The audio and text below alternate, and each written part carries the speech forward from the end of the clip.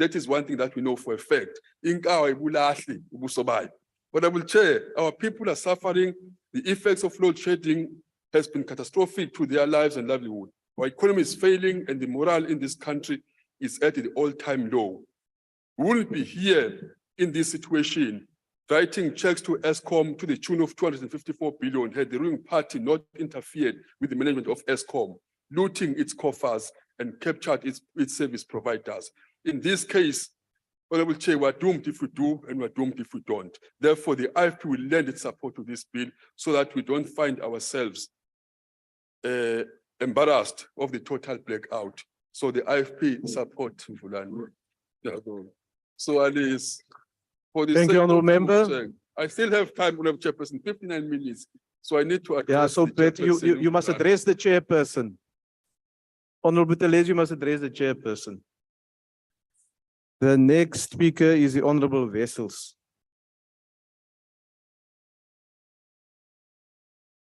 Thank you, Honourable House Chairperson. House Chair, the Honourable Buthelezi says that the ANC understands that electricity is crucial to the economy, to livelihoods and the lives of our people. The question is, why did the ANC not realize this and understand this 16 years ago when the crisis started? But then when the crisis started and the ANC government was warned about the capacity constraints of Eskom, when load shedding started in 2007, the ANC government and the ANC in this house allowed the worst capture of the state-owned entity in the form of state capture. The ANC allowed corruption, allowed exploitation, where products such as a fluorescent light was procured by Eskom for more than 2,000 Rand, where you can buy it in a shop for 100 Rand. That's what your government allowed. That is why we're in this situation. And then the Honourable Buthelezi says that this bill is about protecting lives and livelihoods. But what the ANC does not understand is this is a catch-22 situation created by the ANC. It can't be saved by the ANC now because you created it. Your former president, Zuma, allowed this. His cronies, the Guptas, did this. Your cadres that you appointed at the state-owned entity did this to this country. And now you're saying this bill is about protecting lives and livelihoods. But this bill will not keep on the lights. This bill is not going to stop load shedding because this bill is not going to give money where it's needed to build generation capacity. And that's what is needed. It seems to me, Honourable Chairperson, in a lot of discussions and committee meetings and in this house, that a lot of members to my right does not understand why there's load shedding. They think that load shedding should just stop. I heard that in committees, saying to Eskom, please just stop load shedding. They can't, there's no capacity. Do you understand that? And this bill is only addressing the outstanding debt. Do you understand that? So Eskom is owing people money. They owe 423 billion Rand. That is outstanding debt. This bill is only addressing that. It's not going to address the fact that there's generation capacity needed. We need to build infrastructure. We need to generate money so that we build infrastructure. But what is Eskom and what is government now doing to get that money? We are hiking tariffs, and that is going to create not a sustainable situation to eliminate poverty and save livelihoods, Honourable Buthelezi. It's going to create more poverty. So this bill is not there to protect livelihoods. It's going to do the exact opposite because it's putting an unsustainable burden on the fiscus, which South Africa cannot afford. And on the other hand, it's not solving the problem. So what is needed is really practical solutions. And if the Honourable Buthelezi says that the ANC understands electricity, explain it to your Minister of Energy, because he does not understand electricity at all. And the solutions that he is currently driving is again serving some kind of cadre purpose and not a purpose for sustainable solution for our energy crisis. the ANC should wake up and see where the solutions lie. Listen to experts saying what can be done with regards to old coal plants, to get money to start with renewable energy and to actually get generation capacity going. This bill does not serve its purpose. The Freedom Front Plus rejects it. The next speaker is the Honorable Swart. Thank you, House Chair. House Chair, the power crisis, besides devastating households and businesses, is eroding the nation's economic growth prospects, disrupting supply chains and stoking inflation. And public anger is understandably growing with government's inability to deal with this crisis. The average citizen just wants the load shedding not only to be reduced, but to be removed. It is having an increased negative impact also on the nation's psyche, on the citizens' mental health. And this is deeply concerning to the ACDP. Now, this situation has to be considered against the background of this bill today, a background of 254 billion rand, basically a bailout to Eskom. It is significant that the Financial Fiscal Commission in its report warned that government debt was projected to increase due to this debt relief arrangement and the increased market lending rates, with the debt service costs increasing from 307 billion to 397 billion. That is a staggering 90 billion rand increase. Now, the ACDP shares concerns that have been expressed. And yes, one does seem to feel between a rock and a hard place, given this bailout. But there's also the addition of what Honorable Buthelezi from our right referred to as the moral hazard. The moral hazard applies in two regards in this matter. Firstly, Eskom saying, well, we've got another 254 billion rand that will suffice for the time being. And there is a little loophole here where it says no new borrowing will be allowed until the end of debt relief unless the minister grants it. So there's another loophole for further bailouts. And of course, the second moral hazard relates to municipal debts, which at this stage reach or amount for 57 billion rand, also being written off. This again creates a bad precedent. Now, Chairperson, the ACDP believes that there are massive concerns about this bailout in total. We know, as has been indicated, and myself having been involved in the Eskom inquiry, the levels of corruption, state-aided corruption, that have resulted in Eskom sitting in the situation where it is today. We are deeply concerned about the impact that this bailout will have on government debt service costs.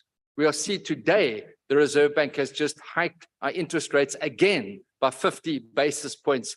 Minister, this is a challenge to every citizen in South Africa, and we do not believe that this is the best way to sort out the challenges faced by Eskom. I thank you. Thank you, Honourable Member. Is there a speaker from the UDM? No. The next speaker is the Honourable Heron. Thank you, House Chair. House Chair, if we could generate power from the conspiracy theories for Eskom's malperformance, the electricity failure facility would be generating a surplus of energy. Among the leading conspiracies presently doing the rounds is that Eskom is being deliberately taken down to clear the path for privatization of the electricity sector. Another theory is that the meltdown is due to rival ruling party factions who will stop at nothing, not even sabotage, to win access to the resources the company generates. These theories effectively accord higher meaning to what many simply see as the consequences of systemic incompetence and corruption. This enormous bailout bill should be the state's last dance with Eskom. It must be regarded as Eskom's final opportunity to demonstrate it has the capacity to use taxpayers' money to fulfill its basic purpose to supply electricity. The bill seeks to provide a new dawn for Eskom in the context of a nation that is understandably cynical about what another new dawn will bring. It promises to relieve Eskom of debt and provide the SOE with the necessary financial support. It's contentious, but Eskom won't survive without it. Easing its debt burden will enable the company to operate in a more stable financial environment. And by releasing shares, the company can ensure that the loan repayment structure doesn't collapse. The injection of cash will also provide the SOE with funds necessary to repair crumbling infrastructure that is presently placing the country on the edge of an economic collapse. That's the theory.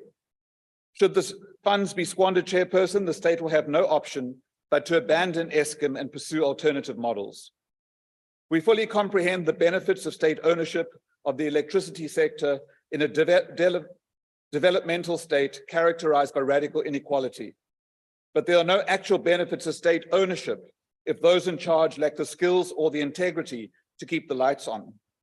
Hundreds of thousands of jobs have been lost due to load shedding, compounding the hundreds and thousands of jobs lost due to COVID. The situation requires urgent action, even if that action is not flawless. We must use this bill to its true potential, monitor expenditure, ensure anti-corruption practices are followed, and the path is cleared for our meaningful transition to renewable energy. If we don't achieve these aims, we'll be digging a long-term hole that the likes of those pushing power ship deals, who are ready to shelve our environmental responsibilities, will be quick to exploit. We support this bill on the basis that there's a need for us to best use the assets we currently have at our disposal, rather than seeking expensive and inefficient alternatives. We support the bill with wide open eyes to monitor every move the SOE makes. Thank you. Thank you, Honourable Member. The next speaker is the Honourable Sheikh Imam.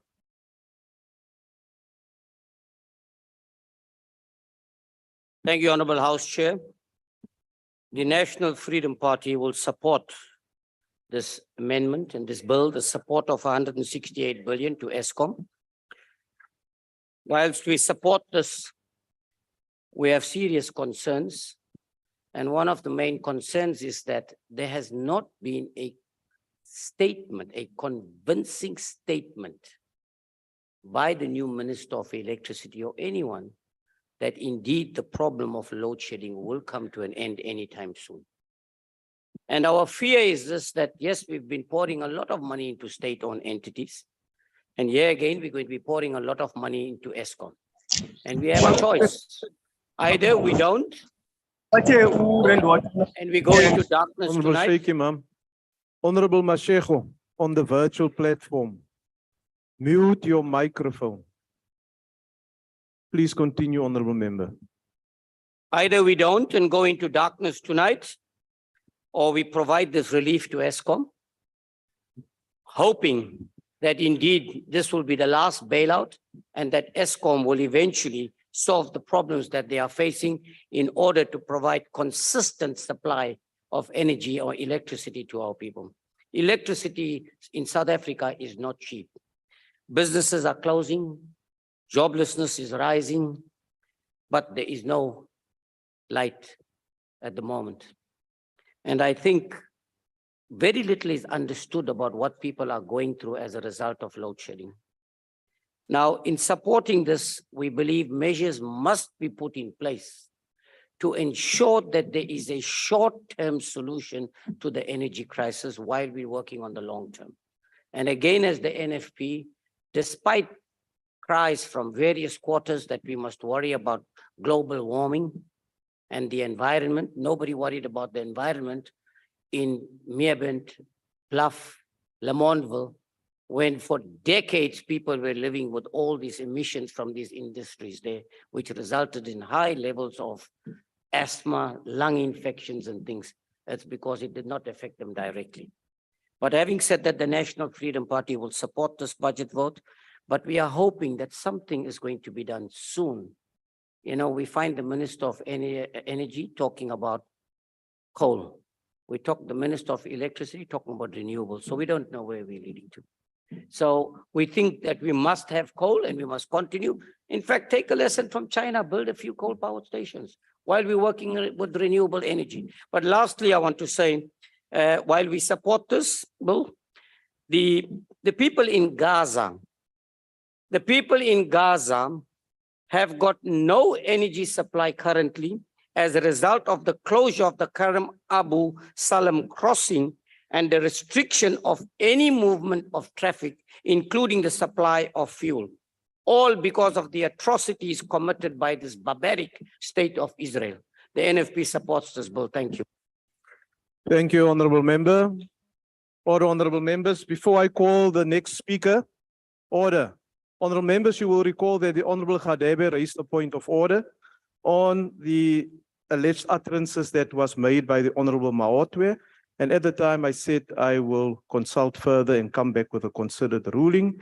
I want to draw your attention to Rule 92, Sub-Rule 2, and I want to quote it. A point of order must be confined only to a matter of parliamentary procedure or practice, or a matter relating to unparliamentary conduct as defined, and must be raised immediately when the alleged breach of order occurs, close quote. I've received the information from the NA table staff and the staff that is monitoring the ICT platform, and indeed the hand of the member was raised a lot later than when the alleged breach took place. I thus cannot rule on the point of order that was raised by the member. I now invite the Honorable Memeza. Chair, House Chair. Yes, Honorable Member. So what is the request now? Because now the member lied under oath. No, Honorable He lied to Member. this House No, under oath. He took an if oath of office. I've made a ruling. If you want to pursue it further, you must write to the Rules Committee. Please continue, Honorable Memezi. Thank you very much, House Chairperson, Honorable Deputy President, Mashatile, Acting Minister Monty Gungubele, honorable members, bahlali nonke apho emakhaya siyanibulisa. Thina be-ANC ne-Appropriation Committee, kule ntsinda badala kacimicimi wombane ka-Eskom, siza nesisombululo.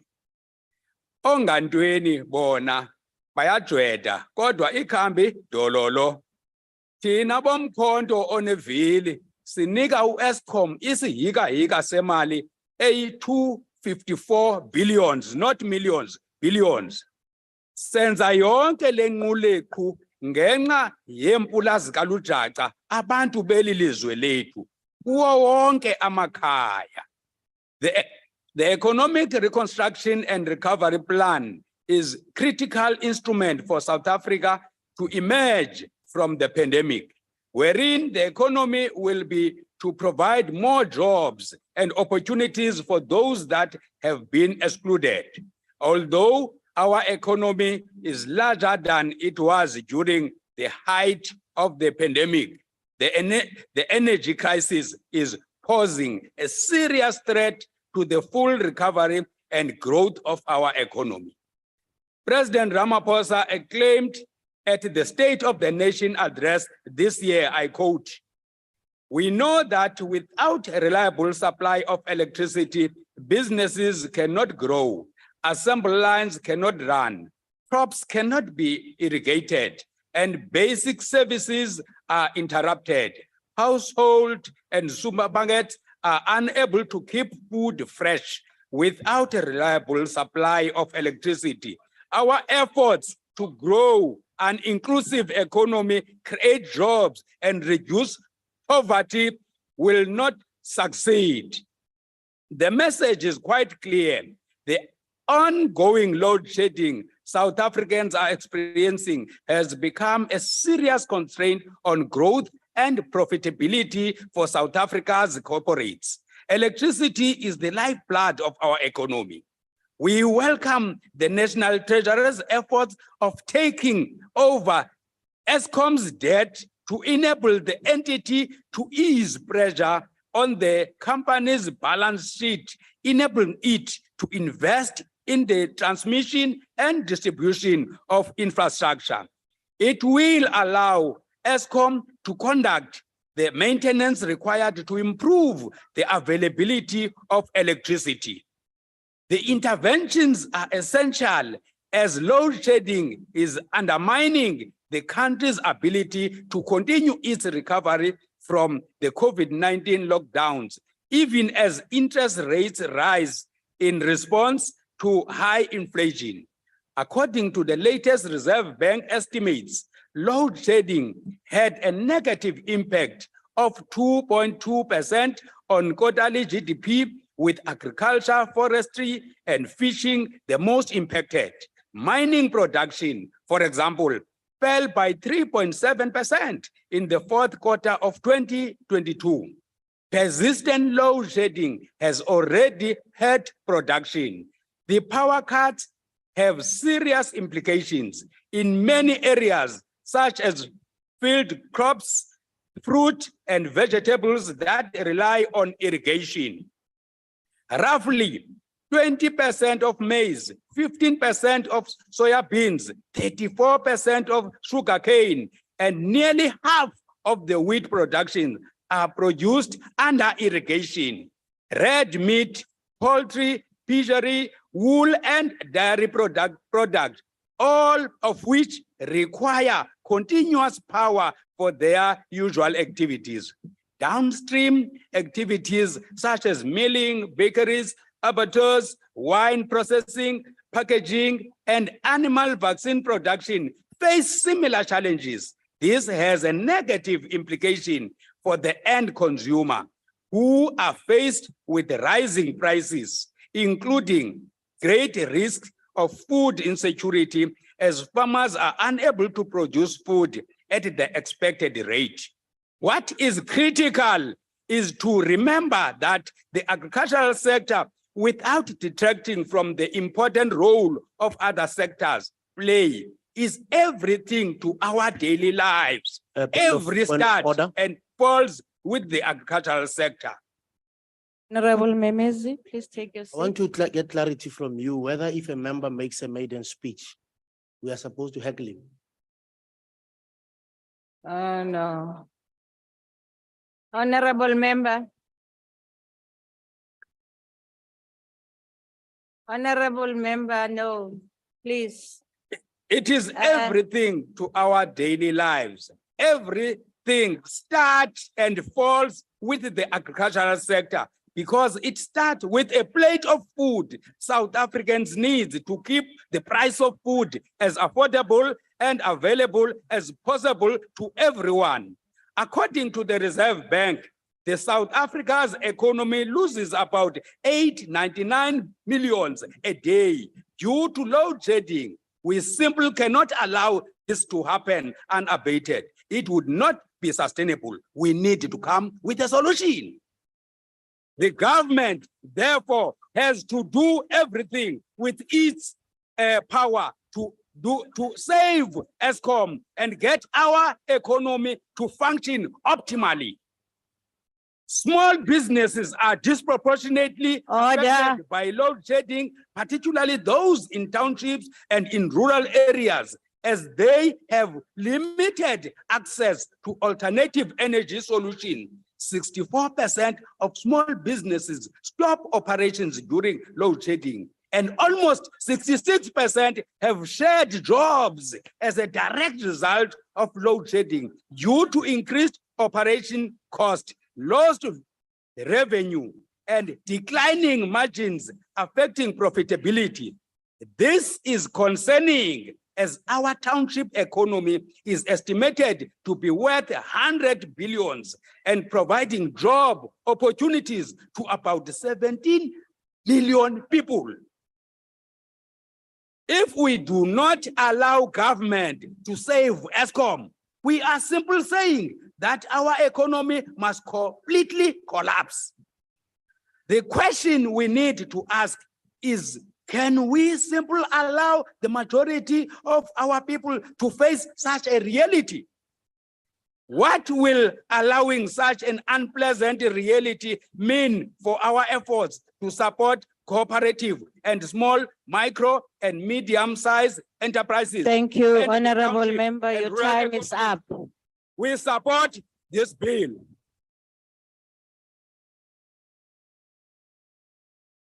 Honorable Vessels. Thank you, House Chairperson. I rise in terms of Rule 64G. Is it parliamentary for the Honorable Apro to sit in the House with an earphone and watch movies?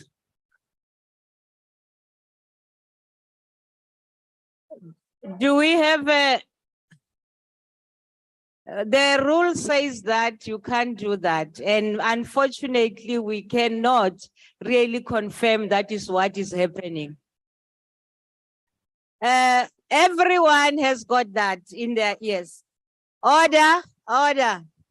Honorable members, please let us respect the House. Rule 84, Honorable Sonyani, talks of gestures that are unparliamentary. The member that was here, the fingering that you did, I pass. I'm just cautioning, I pass. Order, honorable members. Inkosi Mandela, no tata, Deputy Minister, Mama, Uzaza, I'm sorry. And you, Honorable Member Mtlangwini, please stop this thing of talking over each other. We can hear you from here. Please stop it. We are in the House. Let's respect the people on the podium. Lastly, Honorable Papo, unfortunately, the respect for a maiden speech is not in the rule, but it's a convention. And that's what we encourage members to do.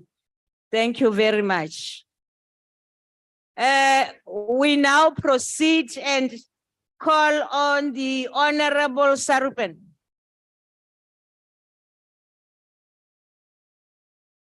Thank you, Madam House Chair. Madam House Chair, today we are voting on a proposal to transfer 254 billion rands, in excess of $20 billion from Eskom to the taxpayer. What this bailout represents is not just the largest government bailout in South African history, but a message to the corrupt that no matter what you have taken from the citizens of the people, the ANC will bail you out. The citizens will foot the bill. Now, why does Eskom have this massive debt burden? Let's unpack.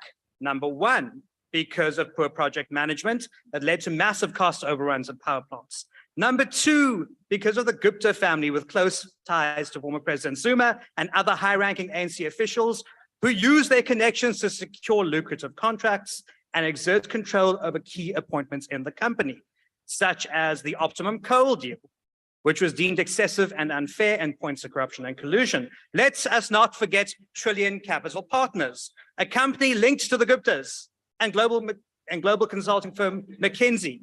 These contracts were tainted with allegations of corruption and irregularities. Let's not forget that Eskom paid a former CEO 30 million rand as a golden handshake after serving just 18 months in the position. This raises serious questions about corporate governance under the ANC's cadre deployment into Eskom. Now, of course, there are numerous irregularities that have been uncovered into Eskom's coal supply contracts, and more allegations are now in the public domain, and a book that the ANC seems to spend so much time condemning that they're spinning harder than someone who paid 12.5 million for a book recently. But these inflated prices, there's conflicts of interests and awarding of contracts to politically connected individuals and entities highlights a pattern of corruption within Eskom's procurement processes that has not been resolved before you want to give them 254 billion rand. Let's not forget, of course, tender rigging and kickbacks. This is why Eskom is also in its debt situation.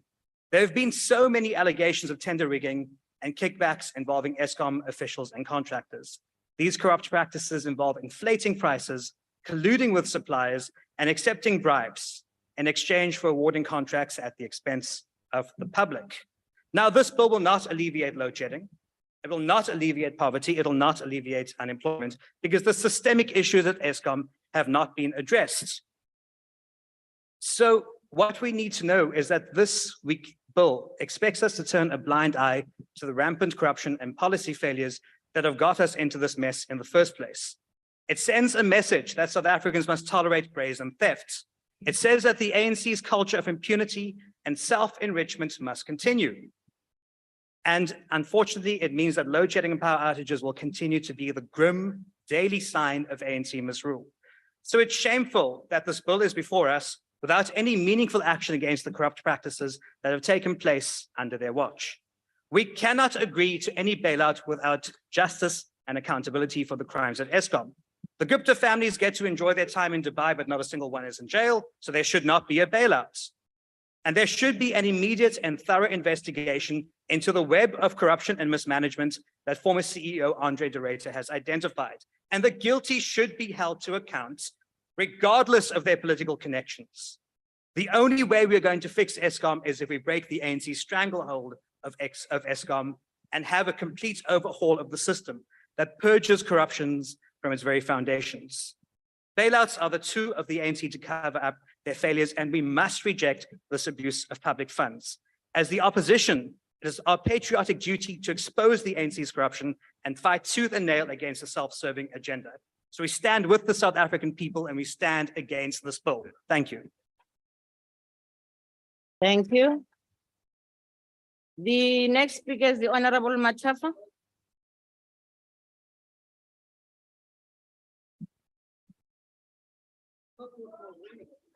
No, it's not purple, it's plum. Warm greetings to the Deputy President, the Deputy Chief Whip, ministers and members. Order. South Africans, thank you very much. House Chair, on the 30th of March 2023, in response to an oral question by a member of this House, President Ramokgopa indicated that the primary focus of government was on reducing the severity and frequency of load shedding through a range of interventions aimed at addressing the challenges faced by Eskom. The ANC supports this bill as we believe that it is one of these interventions and that it will assist in the mitigation of the negative social impact on the country and on South Africa in general, resulting from the non-availability of electricity. House Chair, as speakers before me mentioned, the debate before us takes place during a period characterized by relentless and unabated hikes in interest rates. Honorable Memezi reflected on the economic impact as a result of non-availability of electricity. I will elucidate more on the impact the non-availability of electricity has on society at large. The first and most significant is the pressure put on the purchasing power of South Africans, particularly the poorest of the poor. 48% of respondents in an online research conducted by Trenda InfoQuest indicated that most now eat out more than they did before. 75% now buy less groceries than they did before to reduce the risk of food rotting in the fridge. And 67% indicated that the types of meals prepared have changed significantly due to load shedding. The alteration of groceries bought, meal preparation and eating out as mentioned above might lead to increased consumption of fast foods, which may not meet the recommended dietary allowances and providing for the nutrient needs of a healthy person. This might develop into unhealthy eating habits that carries potential risk of developing into lifestyle diseases of malnutrition for the poor and obesity for the well-to-do. The consequence of this might be seeking medical treatment and healthcare services, which are also negatively impacted by power outages. Honorable Swart also touched on another health issue of mental challenges that may be caused by load shedding. House Chair, power outages disrupt the provision of quality healthcare services because these services require reliable and stable electricity supply. Due to non-availability of electricity, some specialized surgical procedures cannot be carried out, which lead to backlogs in surgical procedures. As at the 1st of February 2023, the waiting list for operations at Chris Hani Baragwanath alone was sitting at 10,900 patients, with a provincial total of just over 35,000. Over and above medical operations, frequent outages and power surges carries the risk of causing damage to medical equipment, life-saving fluids like blood, plasma, and medicines that require controlled refrigeration temperatures from being spoiled and leading to uncalculatable risk for patients who require access to such as part of their treatment regime. The financial cost of measures implemented by healthcare providers to mitigate the effects of load shedding to their equipment and processes will obviously be passed on to the consumer, struggling financially due to the reduced purchasing power. The non-availability of electricity also disrupts the conducive environment for effective teaching and learning in many fronts. The main one is that it hampers functioning of modern schools. As we move with 4IR development, schools are starting to depend on technology, which requires reliable and energy supply, without which these schools may fall behind of prescribed learning material and curriculum. Traffic jams caused by traffic lights not working leads to teachers and children alike arriving late and fatigued at school, which has a negative impact on teacher and student morale. And at home, students are not able to keep up with learning tasks and deadlines. Because of the COVID-19 pandemic, teaching and learning has migrated to virtual platforms, with many schools, universities, and learners having incurred expenses in the acquisition of electronic gadgets. The education fraternity has accepted this to be the new normal in the development and sharing of new knowledge. Through supporting Eskom, we will be preventing the future instability likely to be caused by non-availability of electricity. Honorable members, in an attempt to avoid traffic jams, people are now leaving much earlier in the morning or waiting it out until leaving for home much later in the evening, and subsequently facing the risk of falling victim to crime. Statistics South Africa reports that the number of hijacking victims increased from 64,000 in 2020-21 to 134,000 in 21-22. Recent crime statistics also indicate a rise in property crimes, burglary and theft. 983,000 households are reported to have experienced housebreaking incidents in 2021-2022, an increase of 34%. The efforts of the Justice, Crime Prevention and Security Cluster led to a decrease in incidents of contact crime, especially assault and GBV in 2018-2019. However, this positive shift was short-lived as incidents increased by almost 23% in 2020-2021. This shift mirrored that of the frequency and severity of power outages in 2021-2022. As such, it should not be difficult to see a relationship between the statistics and the increase in the frequency and severity of power outages in the same reporting period. We have no doubt that the reversal of load shedding will lead to a reduction in some of these criminal incidents, and our support for the Eskom debt relief bill is premised on these realities. Simply put, for us, this bill is one of the range of interventions the President alluded to in reply in the month of March.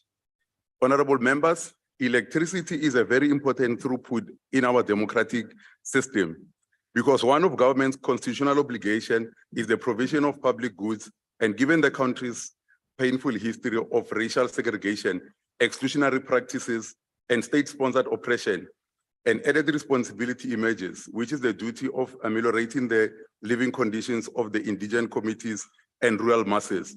By 1994, successive white minority governments chose to provide only 40% of the population with access to electricity. Because of Eskom and the ANC-led government, in 2001, this number was sitting at 70%, in line with the ANC-led government's large-scale electrification program, achieving in 7 years, 75% of what the apartheid government delivered in a century. The program saw 2.5 million electricity connections between 1994 and 1998, and a national total of over 7 million households electrified since our democratic breakthrough. So for those who led and benefited from the white minority rule, as you act holier than thou today, just remember your past practices, including your refusal for Eskom to engage with the ANC with the hope of shaping the future of this country. Eskom, as a state-owned company, shares the above mentioned constitutional responsibility with government. And as we speak, Eskom needs financial support to modernize and strengthen their infrastructure, to carry out the important maintenance program, and to service their debt obligations, something that Honorable Wessels and Honorable Mautu missed in the bill. Chair, in conclusions, I think Honorable Sheikh will be pleased to know that in solidarity with the people of Palestine, the ANC in Tshwane, jointly with the United Muslims of Tshwane, will be hosting a Nakba on the 27th of May 2023, starting at 9:30 at Rosina Sidiwe, and a formal program taking place at the Lodium Civic Center from 11:30. Honorable Sarupen is stuck in the past when all of his debate today focused on historical events he chooses to ignore the fact that the president appointed a minister of electricity in order to strengthen the strategic and management levels of Eskom. You missed to mention such. So we need to help you in coming out of that. Chair, the theory that Honorable Heron speaks of is the theory that we agree with and as the approach that this bill will assist to achieve. Thank you And the very much. conditions added are meant to uphold that particular theory. We thank you and we support the bill. Thank you. Honorable Acting Minister of Finance, you have 2 minutes.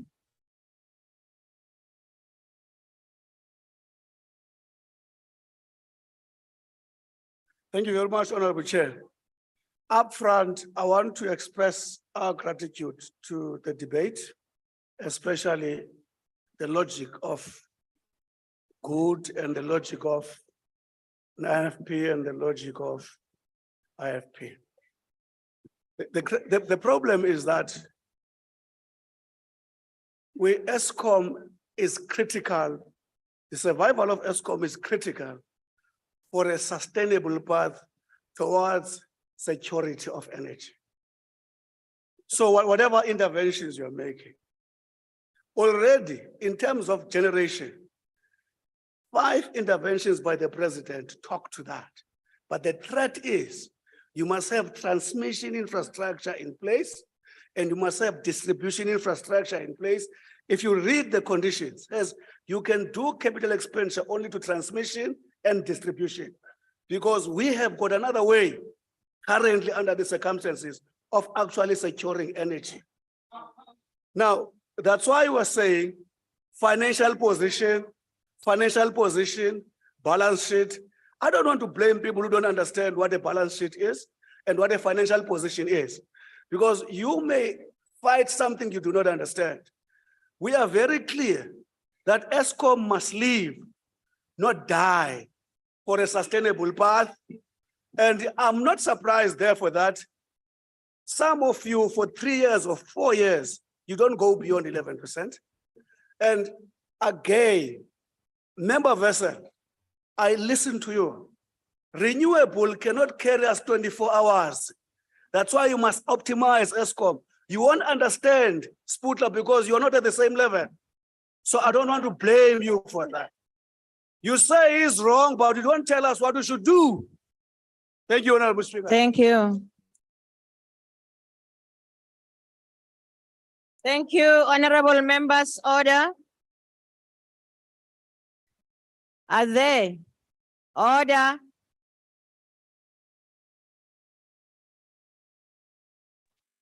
Honorable Mam Kaula, Esami Skati Nyanbawa. Are there any objections to the bill being read the first time?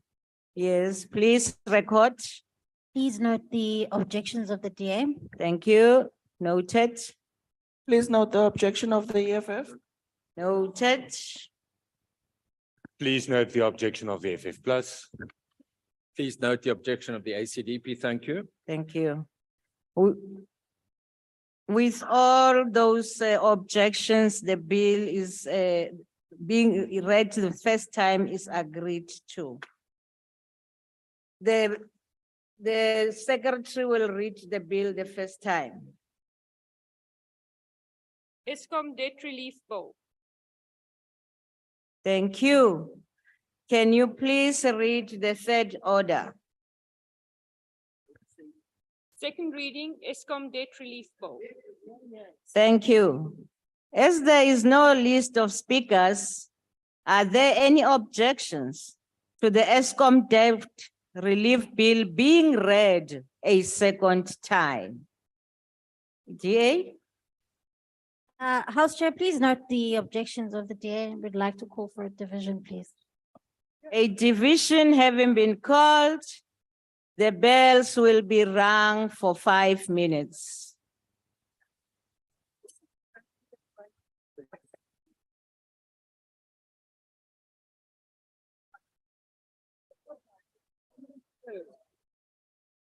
Unfinished choice. Yeah. We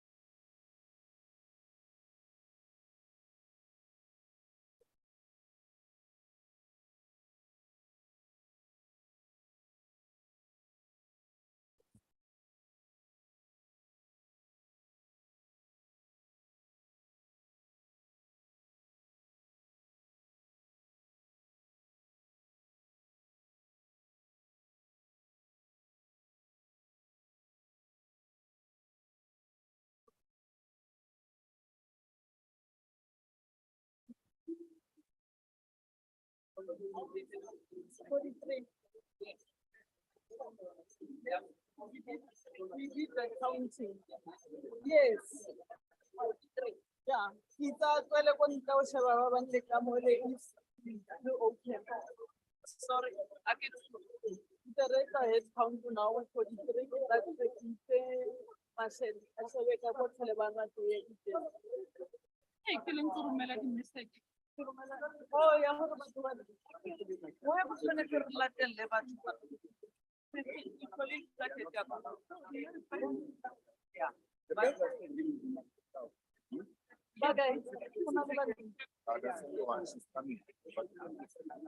So we still 43 agree.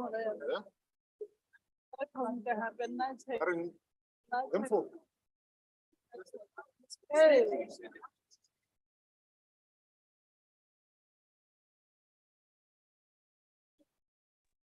Let's go there. I did that check out.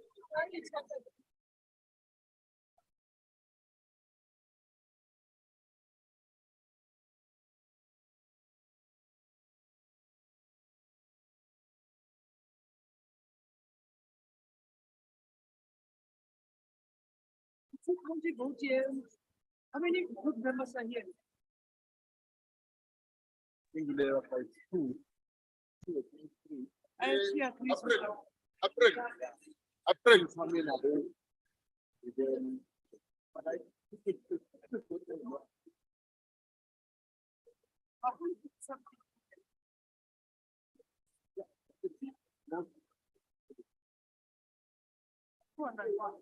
By virtue of him there.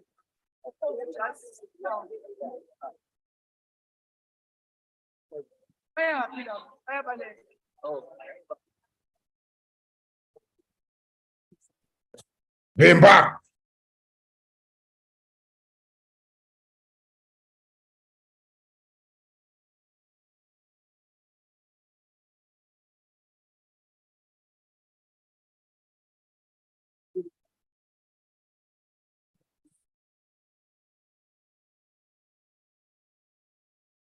But it's still a quorum. I don't know what you think.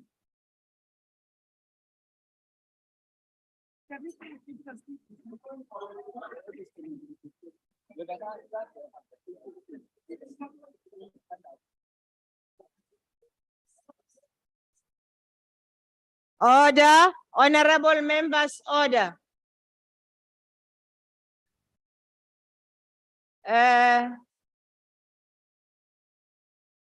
I'm just looking for the specific rule, but what I can say is that when you call for a division, it should be supported by 4 members. I'm just looking for the rule number. I know it, but I may have forgotten the number. So Four. if that, no, I'm just warning you. You must call them back. If it's not like that, order, honorable members, let me proceed.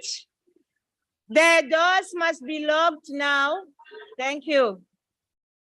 Honorable members, I just want that rule to take me forward. I forgot the number.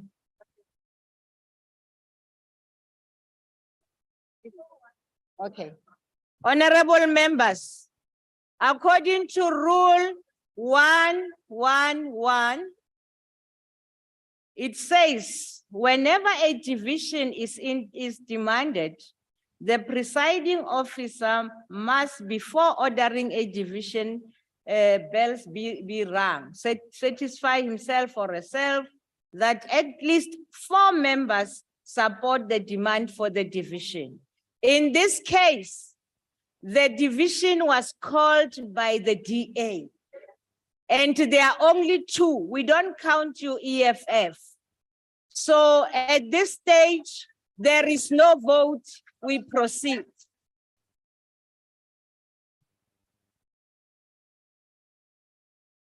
No, we don't take online. No, we're talking here in the house. I have ruled and we proceed. Let me hear you, the chief whip of the DA. Order, order members. House Chair. Order.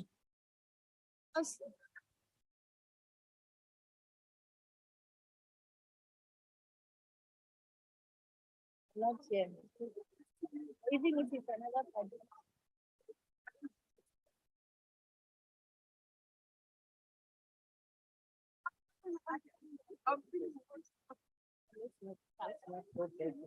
House Chair, can I address you? You can go where you want.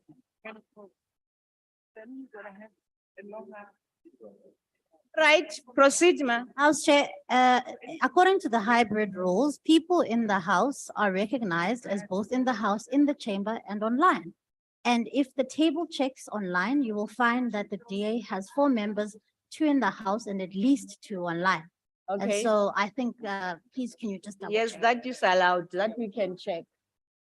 But also, Chair, Okay. also, Chair, you made the ruling earlier on that the division has been called. But now that you see that No. this thing is not gonna go through, you come with tactics. here. Oh, No, it's not allowed. order. Chair. What we're doing is wrong. Honorable member, Participate. actually, I don't even have to respond to you. Let me leave you as you are. Honorable members, the issue is order. The issue is the members that are on the virtual platform are counted. So that is what I missed. And now we, hey, wait, don't do those gestures to me. Honorable Nkangwini, please stand. Honorable Nkangwini, please stand. Why do you have to do gestures, as I talked about gestures on Rule 84 just now to me? What is it? Please switch on your mic. I asked you a question. No, Chair, with common respect, please respect me. I will respect you. I've never made a suggestion, even to you. You I just said did. to you, stop being emotional No, because you are now emotional. Look, Honorable Stop being emotional. Mhlangwini, Can we continue? I with the talked voting, about please? Rule 84. Can we continue with? No, the you are not going to tell me what to do. I'm here to make rulings in Wabona this ke- house and chair the session. Uh, Listen, Honorable Mhlangwini, what I'm saying is that why do you do those gestures that I just cautioned one of your members about doing, which is Rule 84? I apologize. ma'am, if Thank I've you very made much. suggestions. Sit Let's down. Continue to vote. Thank you. Honorable members, the ruling that I made, I got advice that members on the virtual platform are counted. And we have 54 members of the DA on the platform.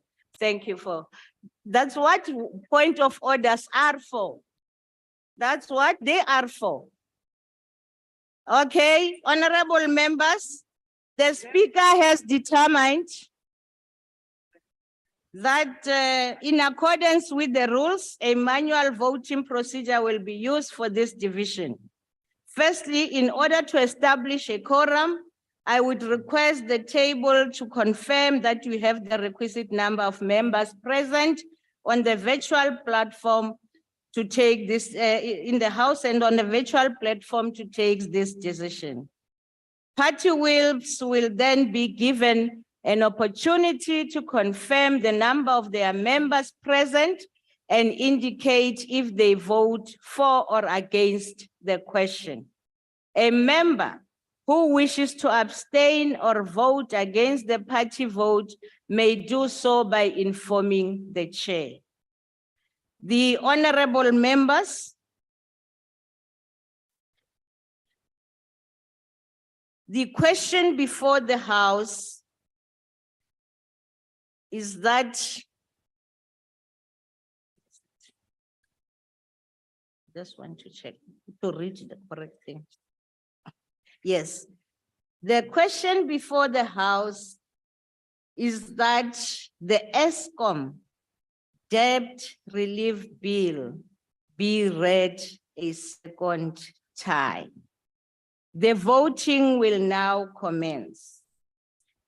Already the doors to the chamber are locked and no member will be allowed to enter or leave the platform until the voting is concluded. Are the whips ready? Yes.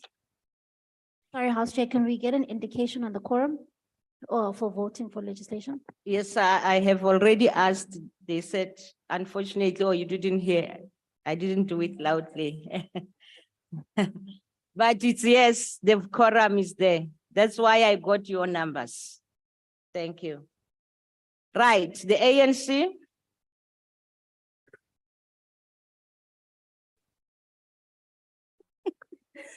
Thank you, House Chairperson. In the House, we have 41. Online, we have 148, which total 189 in support of the bill. Thank you. Thank you. The DA. House Chair, in the House, we are 2. Online, we are 12 voting against the bill. Honorable member, okay. The Check with the table, please, Chair. Okay. Okay. I'm told that they are going to verify the numbers. As we vote, we work with ITC that is able to guide us on the numbers that are on virtual. Yeah. The EFF. House Chair, in the House, we are 2 and 0 on virtual platform, and we are voting against. Thank you. Thank you. The IFP. House Chair, in the House, we are 2, and in the virtual platform, we are 7 in favor of. Thank you. The FF Plus. Thank you, House Chairperson. On the virtual platform, we have 4 members. In the House 2, that's 6 against. Thank you. ACDP. Thank you, House Chair. We have 2 online, 1 in the House, 3 against. Thank you. UDM, not here. ATM. Good. House Chair, we are one in the House voting in favor. Thank you. Thank you. NFP. Chair, one in the House in favor. Thank you. Are you talking? Let me finish this process. AIC. COPE. PAC. PAC is one and voting in favor. Thank you. Al Jamaha.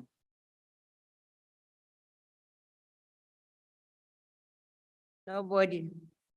Is there any member that wishes to abstain or vote differently to their party? Thank you. The voting session is now closed. What is your issue, honorable member? House Chair, I would just like your direction on this, because I want you to reconfirm the numbers from.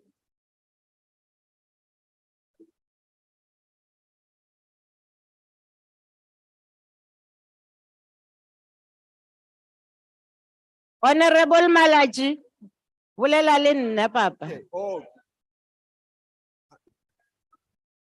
House Chair, I'd like you to reconfirm the number of votes from the ANC, because the numbers they indicated and the numbers that we have are not the same. They are not the same. So for the reassurance of direction, we would ask that you confirm the numbers, because it would, if the numbers are not the same, they would have misled the House. Don't worry. That's why I'm asking. What I do, don't worry, Ndamalaji. Okay, honorable members, don't worry. Listen, ICT and the table staff will tell us if the numbers are not correct. It's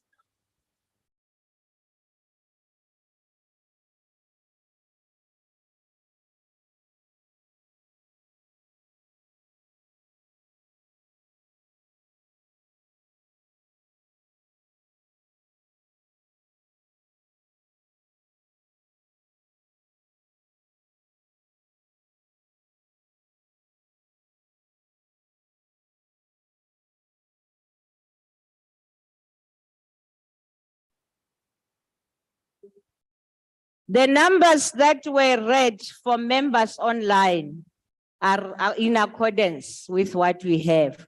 Or so you are counting them. Okay, no problem. No problem. No, let's be fair. Don't worry, guys. Don't worry. Let's be fair. That happens. No.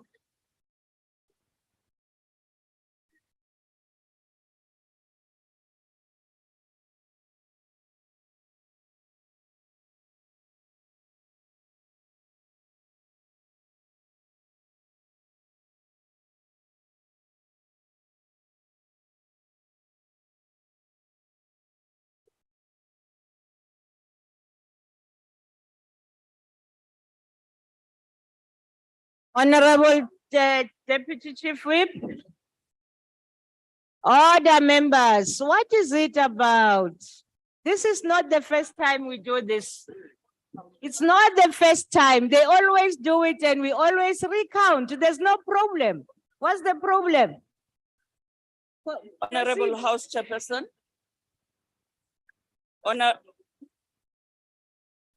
Proceed. Honorable House Chairperson, thank you very much. The number that I was given for the House was 41.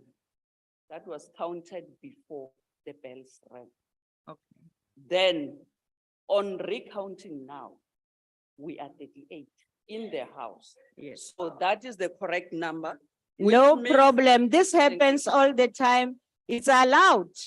So what is the noise all about? All right, we proceed. The voting is closed. I'll be waiting for the results.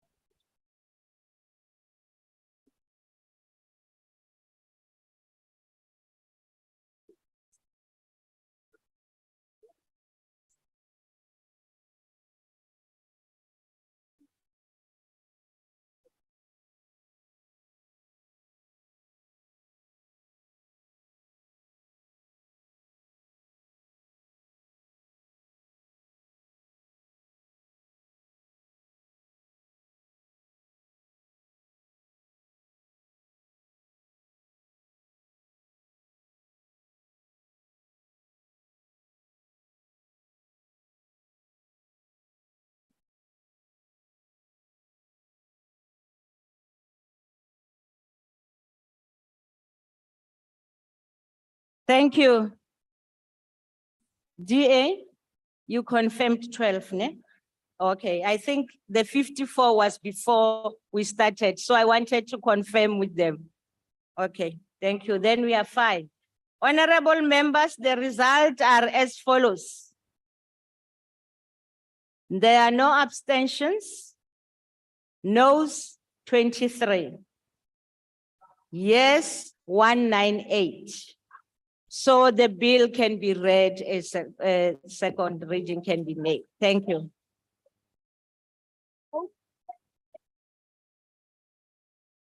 Eskom Debt Relief Bill.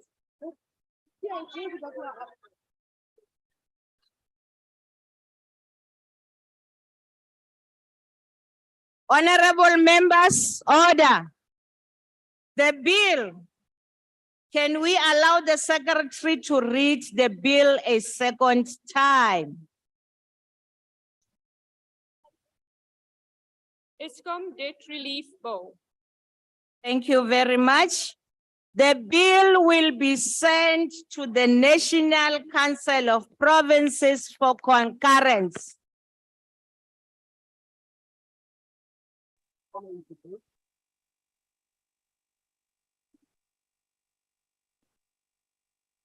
Can we allow the secretary to read the fourth order? Consideration of report Standing Committee on Finance on Municipal Fiscal Powers and Functions Amendment Bill. Well read. Order, members, please. Oh, you don't want us to go home today, ne? We'll stay here the whole night.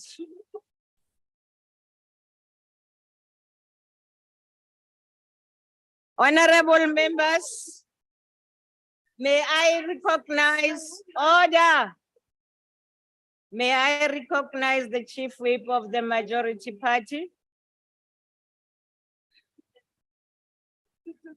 Honorable House Chairperson, thank you. I move that the report be adopted. The motion is that the report be adopted. Are there any objections? Please note the objection of the DA. The objection of the DA is noted. House Chair, in your emotional state, please note the objection of the EFF. Honorable Ntlangwini, will you Order, please leave the house? Honorable Ntlangwini, will you please leave the house? Chair, on the point of order. Honorable Ntlangwini, Chair. will you please leave the house? Wait, Chair, wait. Why? No. Why? Honorable Ntlangwini, Why? why? I didn't give you the permission to speak. Why are you removing her from the house? Ntlangwini, Why please is she leave the house. Wait, Chair. Why? Why must she leave the house? Honorable Mautoy, Why must she leave please the house? switch off that mic. I didn't give you permission to No, speak. recognize me. Please switch off that mic. I'm talking to Honorable Ntlangwini now. Honorable Mauto, please switch off the mic. Thank you. I'm talking to Honorable Ntangwini. I don't want your intervention. Honorable Ntangwini, will you please leave the house? 3 times I said it. Sergeant at Arms, please assist Honorable Nkwambini to leave the house. Honorable Mautwana follow. Please leave on the to leave the house.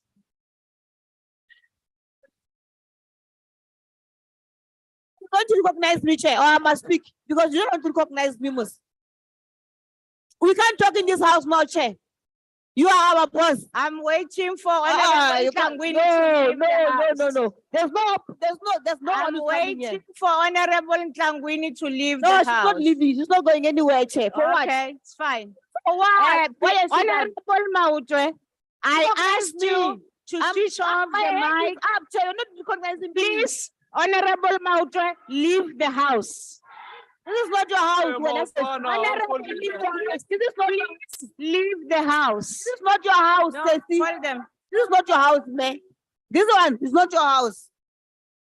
You are too emotional. We told you earlier on. You are too emotional.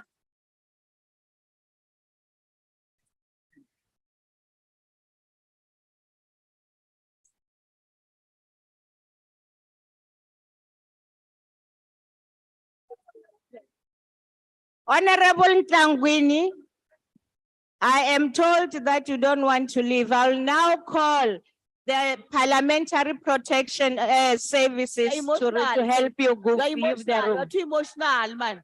And it's unlike you. Honorable What Mauto, goes please today? leave the house. Honorable What's wrong Mauto, with you? please leave the house.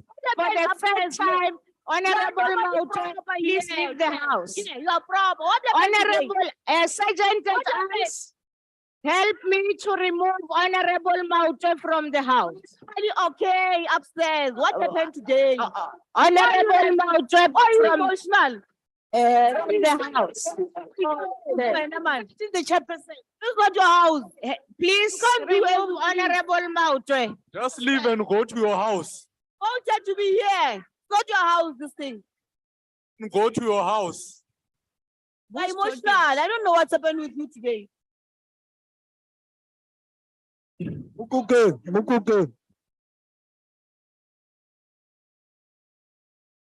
Batla ukuka.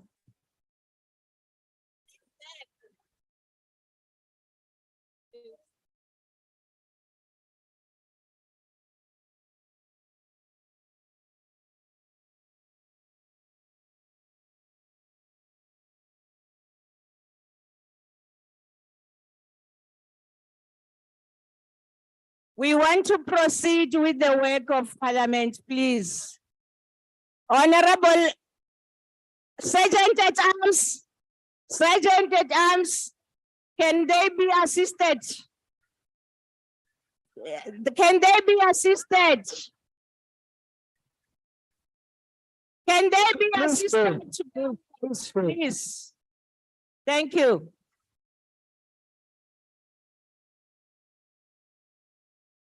Honorable members, we have got rules in this house and we will follow them.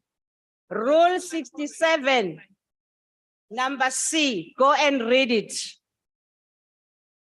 We now proceed. We proceed that the fourth order, we were asking for objections. And now there are no any other objections on the fourth order? No objections agreed to. Can we allow the secretary to read the fifth order? Second reading debate, Municipal Fiscal Powers and Functions Amendment Bill. Thank you very much. We will now invite the Acting Minister of Finance to open the debate.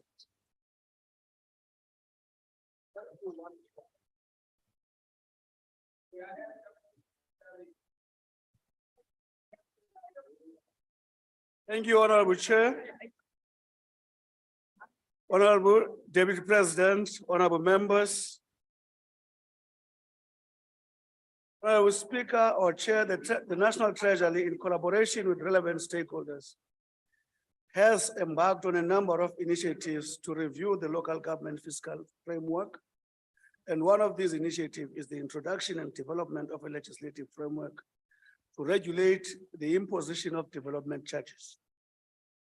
Development charges are once-off upfront charge levied by a municipality on the applicant as a condition for approving a land development application. These charges are imposed to recover capital investment costs incurred by a municipality to install new upgrade infrastructure associated with the provision of service to the proposed land development. Development charges are not a new revenue source for municipalities, as some municipalities already use development charges to finance increased infrastructure investment. Despite their potential scopes of providing an alternative option for financing infrastructure investment, development charges have not been fully utilized by municipalities due to legal uncertainty, given that they are currently regulated through various pieces of legislation. The absence of clear rules and guidelines has led to extensive litigation by applicants to contest the administration and application of development charges. To address these challenges and provide legal certainty for municipalities to levy development charges, the National Treasury is amending the Municipal Fiscal Powers and Functions Act. Honorable members, the objective of MPFA bill is to establish an unambiguous, fair, and consistent basis for municipalities to recover development charges for all land development projects that require statutory approvals through the municipal land use planning system. Once enacted, this bill will ensure accountability and transparency in the establishment, collection, and expenditure of development charges. Honorable Chair, on the 1st of October 2019, the Minister of Finance granted approval for the bill to be submitted to Cabinet for approval to publish for public comment. Subsequently, on 3 December 2019, Cabinet granted approval for the bill to be published for public comment. The draft bill was published for public comment on January 2020. Extensive comments were received from various stakeholders. The refined bill was resubmitted to Cabinet for approval to introduce the bill in Parliament, and approval was granted on the 17th August 2022. During the public hearing session, detailed written submissions were received from Salga and Henrina Foster, a number of them which are recorded. Honorable Chair, during the briefing in Parliament and public hearings, one of the misunderstandings that came up was the fact that the development charges are a new charge and whether municipality will be able to collect it.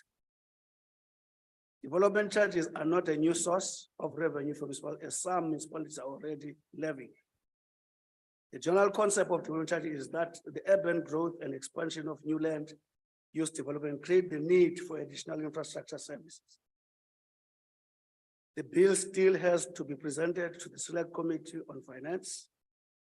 In conclusion, Honorable Speaker, to ensure that municipalities are ready to implement the bill, National Treasury has appointed a service provider to assess the capacity of municipalities to fulfill the function of levying the development charges and to identify the necessary technical support that may be required to capacitate municipalities to successfully plan for implement, monitor, account, and report on the implementation of the development charges. A set of tools will be developed to capacitate municipalities to implement the bill.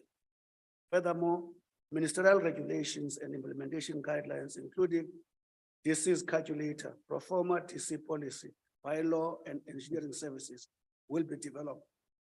Here we table the bill. Thank you, Honorable Chair.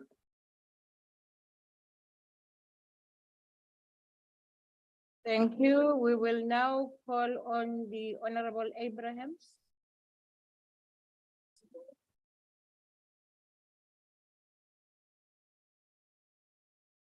Thank you very much, Honorable House Chair.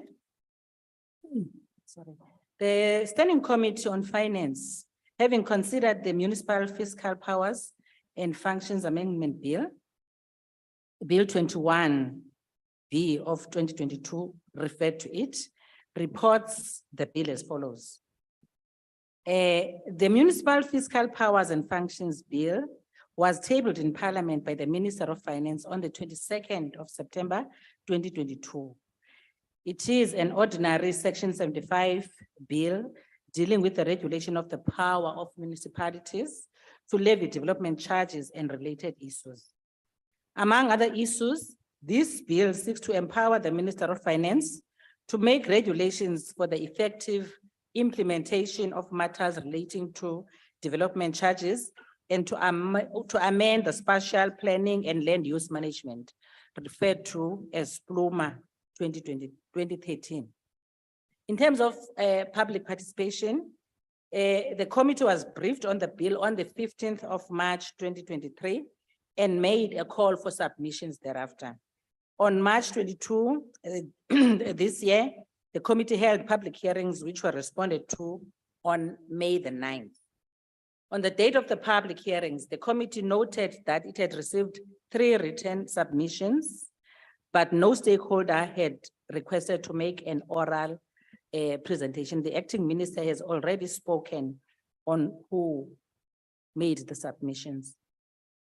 In developing these amendments, the National Treasury reported to the committee that it consulted municipalities, the Fiscal, Financial and Fiscal Commission, the South African Local Government Association, the South African Landowners Association, the Metropolitan Municipalities and Secondary Cities, the National Department of Rural Development and Land Reform, the National Department of Human Settlement, the National Department of Environment, Forestry and Fisheries, the National Department of Transport, and the South African National Roads Agency.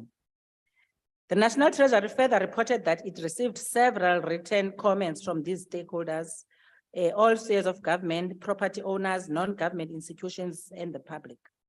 It said that after analyzing these comments, the bill was refined when necessary before it was tabled in Parliament. National Treasury also held a feedback session with stakeholders to inform them of the outcome of the public consultation process. In terms of proposals to the bill, sorry, the bill proposes amendments to the Municipal Fiscal Powers and Functions Act, Act 12 of 2007, to, among other things, provide a regime for municipalities to levy development charges, as the acting minister has indicated. The bill now defines key concepts such as external engineering services, bulk engineering services, link engineering services, internal engineering services, and rebate. The bill consists of 8 main clauses, and the amendment also seeks to rearrange the clauses so that the necessary amendment becomes applicable and legal. Honorable Chair of Chairs, the committee observations are that, yes, we do welcome the amendments proposed in the bill, which seeks to establish clear, fair, and consistent regime for municipalities to recover development charges for all new land development projects that require statutory approvals through the municipal land use planning system. The committee notes that the proposal in the bill seeks to bring out a more standardized, equitable, and sustainable framework for financing municipal infrastructure based on the benefit principle, thus enabling applicants to accurately estimate their development cost liabilities and ensure that municipalities can provide the required infrastructure timeously.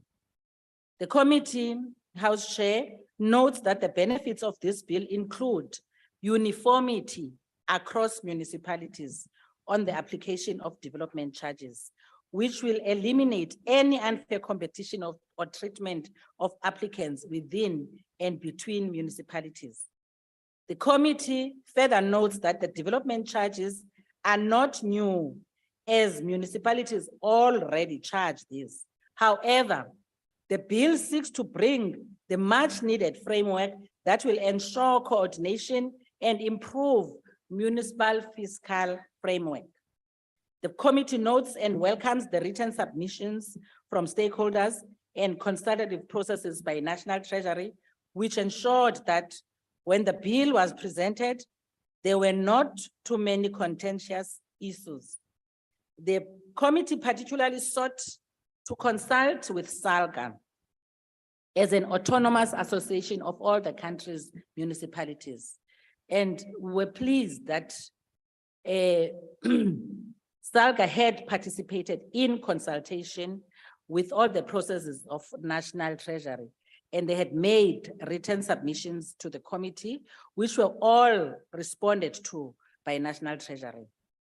The committee is satisfied that all the issues raised during the public participation process were responded to in detail by National Treasury, with some improvements made in the final bill, particularly around the issues of definitions between the bill and SPLUMA. The committee notes that the comments made by the Dr. Kenneth Kaunda municipality contained issues of equitable share, which were not relevant to the bill. In conclusion, House Chair, the committee agrees with the amendments proposed in the bill as reflected in the A list of the bill. The committee reports the bill to be considered. Happy Africa Day to all of you. Thank you. Honorable Sarupen.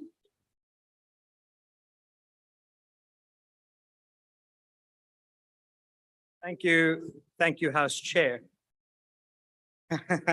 One of the ANC members asked me to use this step. I'm afraid that the facilities managers have not been able to assist me today. House Chair, the issue of development charges, of course, as the previous speaker said, are not new. But there are fundamental problems with this bill in that it doesn't deal with all of the problems holistically when it comes to development charges. And what we must consider when we look at this is to consider the state of local government holistically. And as put forth by many, there are significant challenges regarding the poor financial state and mismanagement of municipalities, particularly ones run by the ANC, as Ratings Africa told us this week. And we need to shed light on these problems. Why do we have to have development charges? Because municipalities have limited revenue generating options. They've got poor and inefficient financial management. In many cases, they've got high debt burdens. They've got terrible cost recovery in many cases, limited economic bases, insufficient skills due to cadre deployments, and weak governance also due to cadre deployments. And these things are not being resolved by this bill. The consistency issues around development charges are, but the compliance and enforcement issues are not.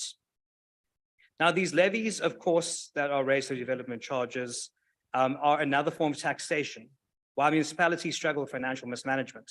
We can't ignore the fact that the financial situations of many municipalities are caused by crippling corruption and inefficiency. And it's unfathomable that developers have to pay these charges when citizens have to bear the brunt of the ANC's misrule, and they have to further shoulder these financial burdens.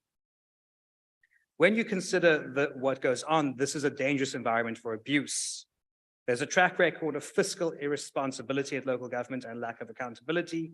And as a result, development charges are resisted and very often taken to court, as was also raised by the previous speaker, because municipalities treat this as another revenue source. They don't actually invest in the infrastructure when they take money from developers. So you'll build a new housing development, you won't upgrade the sewage, you don't upgrade the roads, the money goes into this big pot and is then used to plug other gaps, much like the fuel levy, amongst other things. It does not ring fence the amounts. There are no guardrails, even in this legislation, to ensure that municipalities use it for infrastructure. And it remains a problem. And that is why we are in the situation with municipalities up and down the country using this to plug other revenue gaps when it should really not be the case. And it's because there are too many people in local government who prioritize self-interest and patronage over the well-being of the people they're meant to serve. And we must not allow them to use this bill as a means to further enrich themselves at the expense of getting meaningful development and infrastructure upgrades done.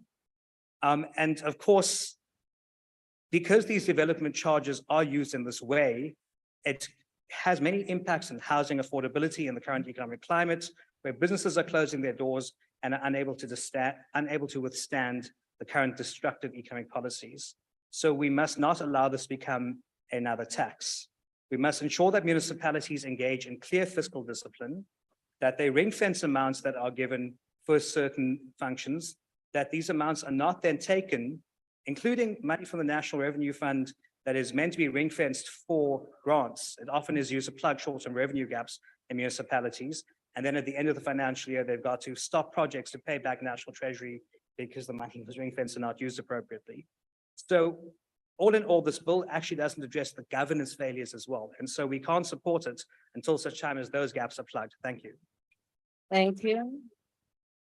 Honorable Mkhalipi.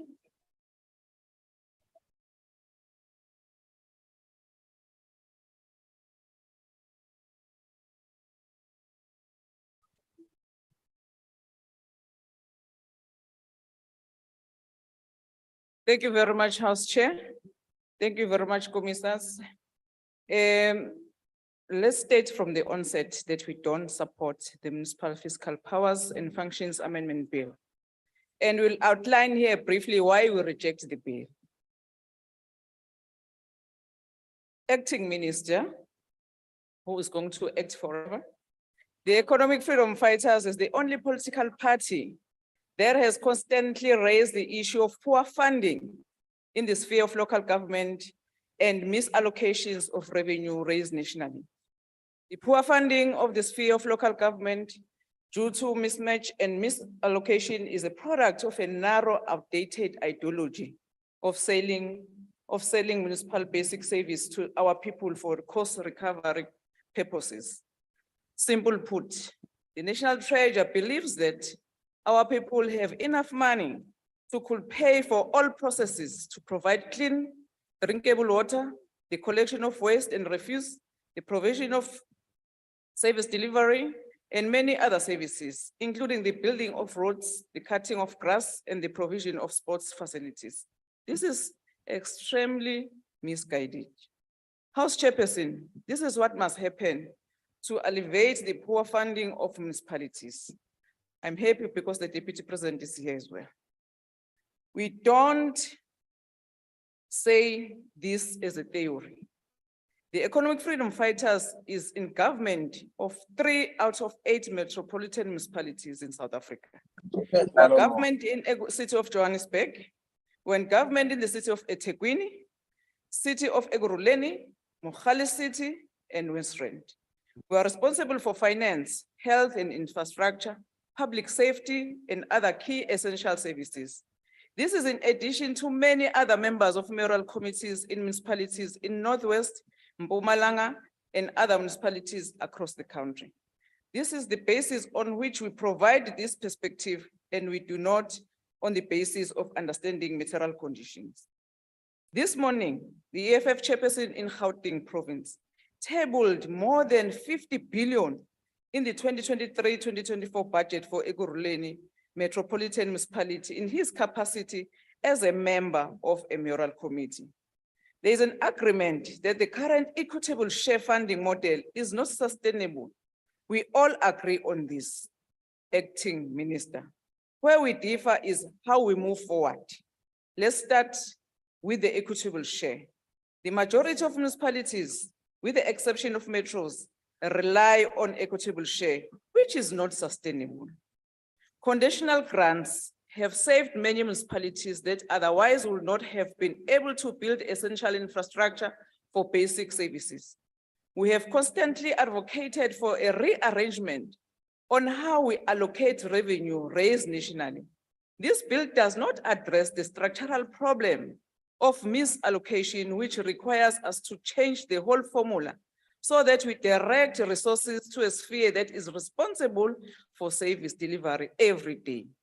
But we are conscious of the current conditions and the corruption that collapsed many municipalities. While we stand on this principle, We are of the view that a model that will safeguard state resources in the financing of essential services infrastructure is conditional grants. With all its challenges, the model of conditional grants provides some form of check and balances that is maximally implemented, so we can track each and every cent that was allocated for the building of essential infrastructure. What we must do is to build additional municipal capacity to ensure that all municipalities are well capacitated to assess all conditions. No municipalities must return conditional grant funding to the National Treasury. All municipalities must establish dedicated unit to deal with conditional grants. This is not only applicable to metros, but to all municipalities. These units must know which grant their municipalities are eligible for, how to apply for them, how to report on them, and what to do when they receive them. This goes along with building state and government internal capacity and doing away with tenders. This also means that municipalities must not use consultants, but must build this capacity of capable professionals with the capacity to plan, execute, and maintain large infrastructure projects.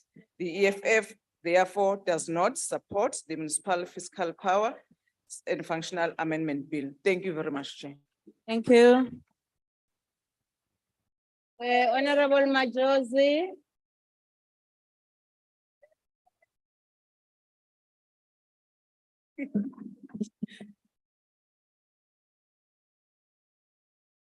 Thank you, Honorable House Chair. The bill we are debating today deals with regulations of power of the municipalities to levy development charges and related issues. We agree that the objectives of this bill are good and are related to the development of people in the areas where they live. Municipalities are the closest sphere of government to our people and are the ones who provide people with their very basic needs. This therefore makes them more important than all government departments.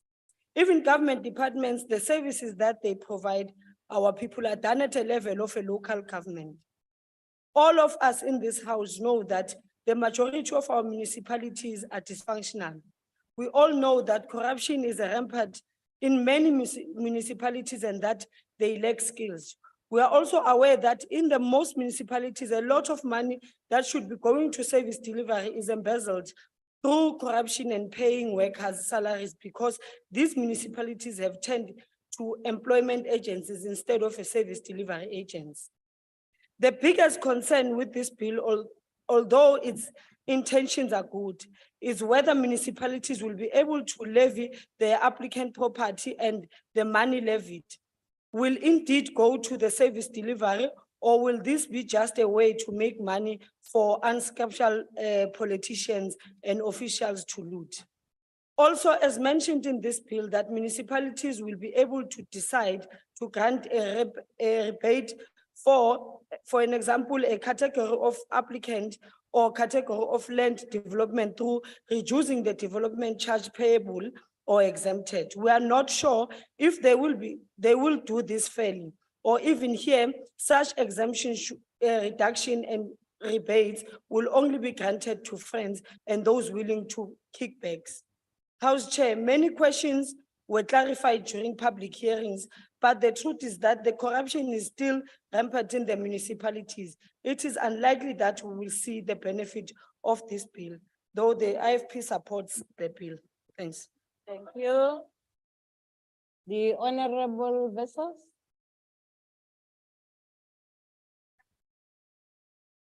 Thank you, Honorable House Chairperson.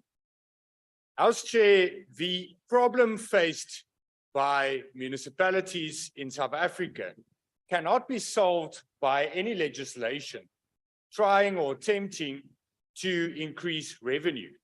Because the biggest problem is that municipalities do not provide services in correlation with monies they collect.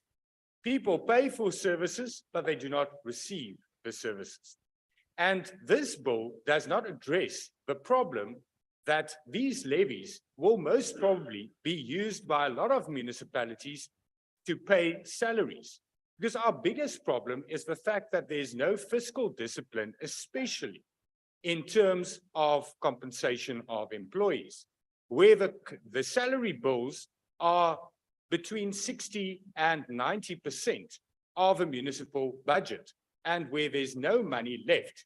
Municipal infrastructure grants, which are supposed to be ring-fenced and are actually ring-fenced by legislation to be only utilized for those purposes, are not used for those purposes. So how are we going to guarantee that these levies will be utilized for those purposes, for the development of bulk infrastructure and services? Chairperson, the problem is that any government, municipal government or national government, should not only collect rates and taxes, but should earn them. And that is the biggest problem with ANC governments on all levels, that they do not earn taxes and they do not earn the trust of the people out there. Die probleem, voorsitter, is dat mense nou nie meer gaan betaal nie. Die mense wat betaal en wat munisipaliteite in hierdie stadium steeds finansier, word moeg daarvoor om te betaal en niks in ruil daarvoor te kry nie. Die geld wat hulle betaal, wat hardverdiende geld is, word gemors op duur motors. Die agbare minister moet verduidelik hoe ons praat oor fiskale beleid en fiskale dissipline, terwyl daar landelike munisipaliteite is, waar mense ly, waar dienste nie gelewer word nie, waar riool tussen huise loop, waar daar werklik nie infrastruktuur is nie, maar dan ry 'n ANC burgemeester met 'n Mercedes rond wat by die 2 miljoen rand kos. U moet dit verduidelik, daar is nie fiskale dissipline en verantwoordelikheid nie. En dit kan nie deur 'n wet aangespreek word. Dit moet deur 'n verandering van regering aangespreek word. Maar agbare voorsitter, u sien die probleem is dat samewerkende regering word deur die grondwet daargestel. This government has the responsibility to promote cooperative governance, but the national government fails to do it and provincial governments dismally fails to do it. Because where there's 139 interventions, there is more non-compliance with laws and regulations than the municipality themselves. This national government fails with administration and with assisting municipalities, and on provincial level, there should be interventions, and there's none, or there are where there's only political motivation and no actual reasons for it. House Chair, we need responsibility on municipal level to get service delivery going. We can talk in this House about economic development and about getting this country on a better track, but without service delivery on the most basic level, on municipal level, we will never get businesses going and we'll never get unemployment addressed and we'll never eliminate poverty. I thank you. Thank you. Honorable Swart. Thank you, House Chair. This bill allows for municipalities to levy development charges for bulk services. Now, National Treasury's 2022 State of Local Government report found that 169 municipalities were in financial distress at the end of 21-22. Now, this is staggering, and the ACDB finds this deeply concerning, as service delivery is directly impacted. Most outstanding municipal revenues are owed by households, businesses, and even government departments. And municipalities, in turn, owe water boards, water trading entities more than 15 billion rand, and Eskom almost 50 billion rand. Funds are collected, but not paid over to Eskom. Now, the challenge is development charges will similarly be collected, but not used for bulk service provision. Many of the municipalities are struggling to provide acceptable level of service to their communities, and public trust is eroding as a result of these substandard municipal services. We have a lack of water supply, we have a lack of electricity, potholes, a lack of solid waste removal, a lack of housing, and this list goes on. The situation is desperate. It is then crucial, Honorable Chair, that we as elected representatives exercise our constitutionally mandated oversight function over municipalities where there is such deplorable levels of service delivery. Yesterday, ACDP MP Honorable Maurice Soekers attempted to help desperate community members in Warrenton, Northern Cape, who've been struggling to access water. Not only was she denied access to the water treatment center, but in full view of the media and the public, she was assaulted. Now, this cowardly conduct against a female member of parliament must be condemned in the strongest possible terms. And while the matter is being investigated by the SAPS, the ACDP appreciates the support received from the Speaker, House Chairs, and whips across political lines. Any attack on any member of parliament is an attack on all of us and on our constitutional democracy, particularly when exercising our oversight functions. I thank you. Thank you. The Honorable Sheikh Imam.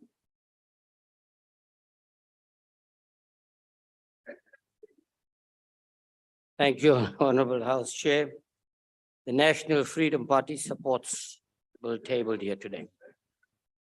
Among other issues, the bill seeks to empower the Minister of Finance to make regulation for the effective implementation of matters relating to development charges.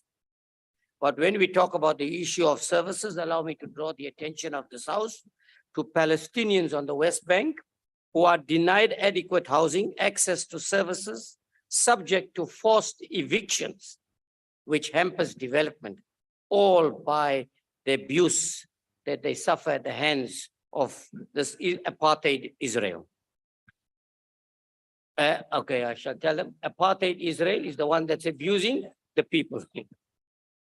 But they know about it. I mean, your funders, when they fund you, you keep quiet, you say nothing, you have to take it, you know. Well, yeah. But having said that, having said that, you know, remember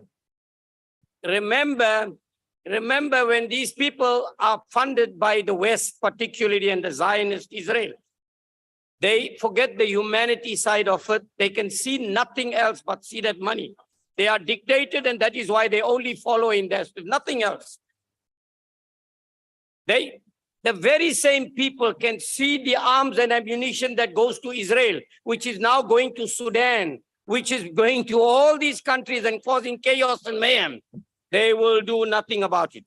But having said that, Order, members. Don't worry about this man. He sold his ethics and his principles because he's jumped the other side. But anyway, having said that, acting minister, I think one of the things that we need to deal with, and I was very disappointed because I wrote to National Treasury wanting them to give us details, which I requested previously, on local government, on tenders that are issued. There's a lot of tenders being issued, corrupt tenders. Parties here are surviving on it. If you look at the state of Pongola, Ulundi, Utugela, Abakulusi, Zululand, you'll be shocked what is going on there. But Treasury told me that it's normally advertised on the Treasury website. And then I wanted them to give me further details, and they came back to me and said to me, no, the municipalities are not advertising this thing. They're not reporting. Now you have to make it mandatory. So I want to plead with you to make it mandatory for all these people wherever they govern. And you'll see how much of corruption is. They'll think there's corruption in the ANC. There's 10 times worse in the other areas.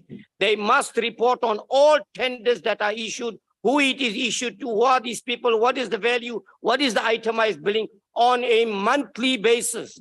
So you'll know who the money's contracts are being given to in any case. And you'll be shocked as to what you will actually find happening in local government level.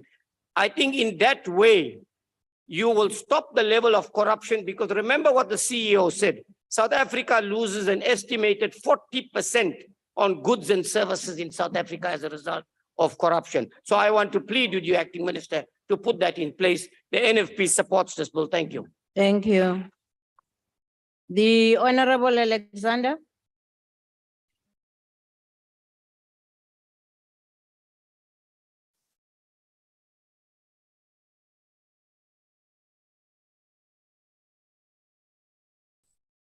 Thank you very much, Chair. As part of the municipal financial powers and functions, municipalities are able to calculate development levy charges that are uniform and based on good governance. The framework is designed to be consistent, transparent, and equitable for municipalities to use as a benchmark. The definition of insanity is doing the same thing twice and expecting a different result.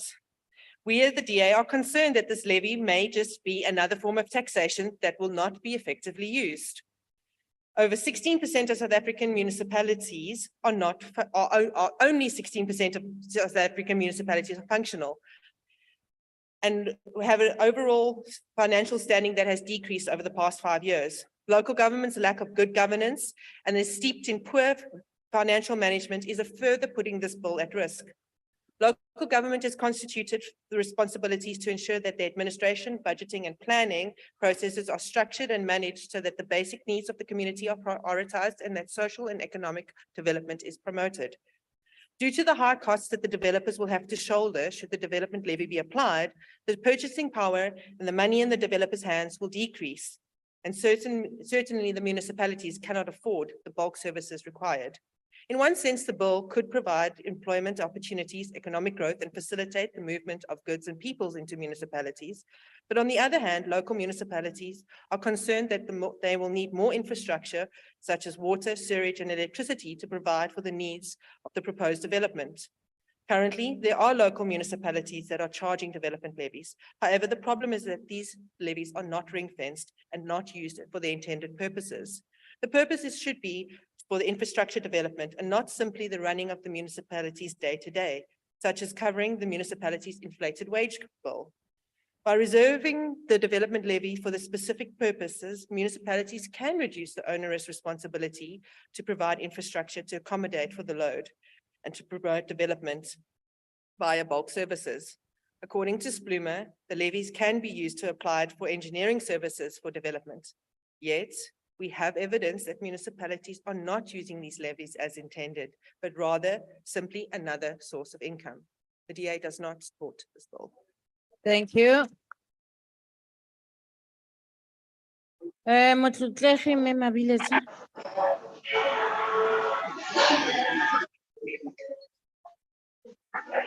Thank you, House Chair. Thank you, Acting Minister, Deputy President, and honorable members.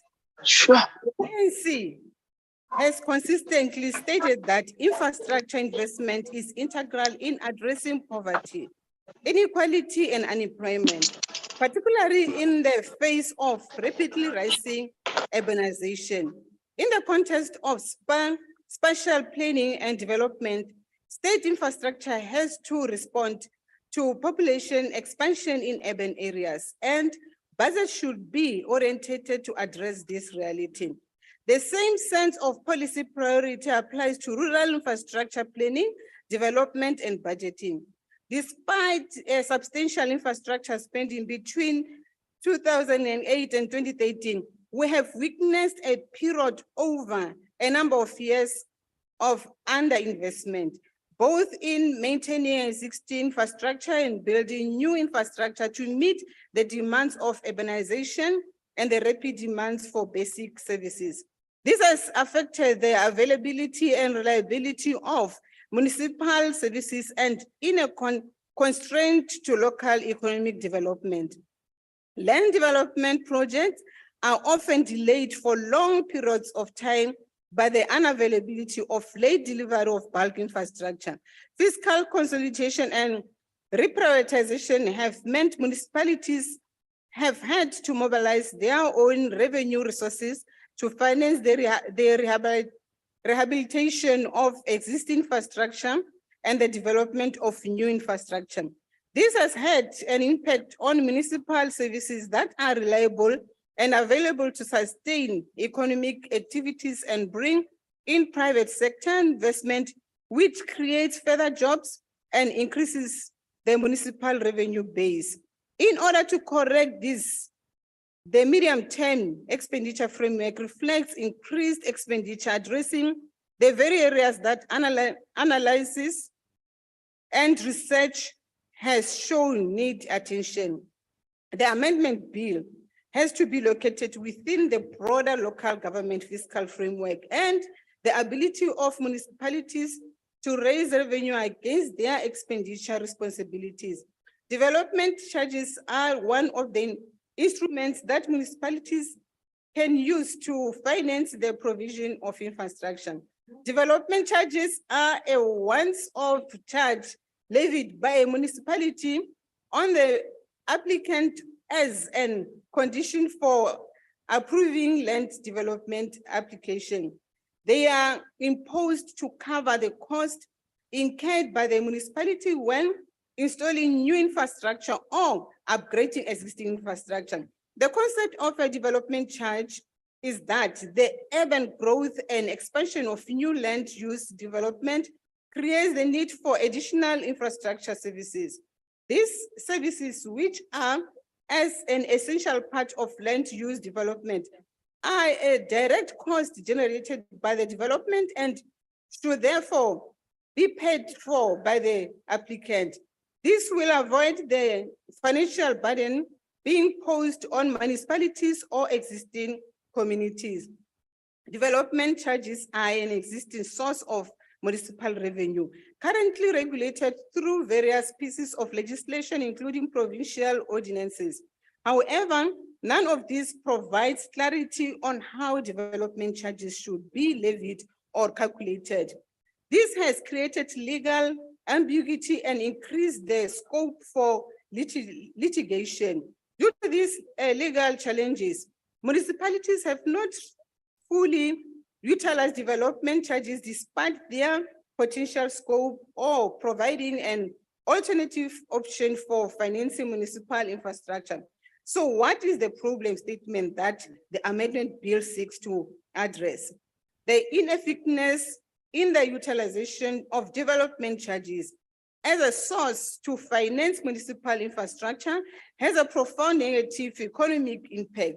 This can be experienced in underinvestment in municipal infrastructure and unfair charging of existing residents for the expansion of infrastructure network, while providing a windfall benefit to applicants who don't pay. This is what the amendment bill seeks to address. The amendment bill seeks to establish an ambiguous, fair, and consistent basis for municipalities to recover development charges for all new land development projects that require statutory approvals through the municipal land use planning system. This will assist in bringing about a more standardized, equitable, and sustainable framework for financing municipal infrastructure based on the benefit principle. For applicants, it will enable far better accurate estimates their development charges, liabilities, and ensure that municipalities are able to provide the required infrastructure timelessly. The benefits for municipalities is that it introduces the effective system of development charges that will enhance revenue for financing strategic municipality infrastructure. This will enable municipalities to provide infrastructure in a timely and sufficient manner, thereby supporting economic development. Development charges also provide a pledgeable revenue stream to support borrowing for infrastructure. Uniformity across municipalities on the application of development charges will eliminate unfair competition and or treatment of applicants both within and between municipal jurisdiction. It needs to be stated that the amendment bill contributes to the broader local government fiscal framework, but is not a panacea for this. Currently, cooperative governance, together with the National Treasury, are working on this in consultation with SALGA. The amendment bill will enhance local economic development by addressing provision of infrastructure and its maintenance. In this manner, the amendment bill directly contributes to assisting enhancing basic services. ANC support the amendment bill. Thank you. The Honorable, the Acting Minister of Finance.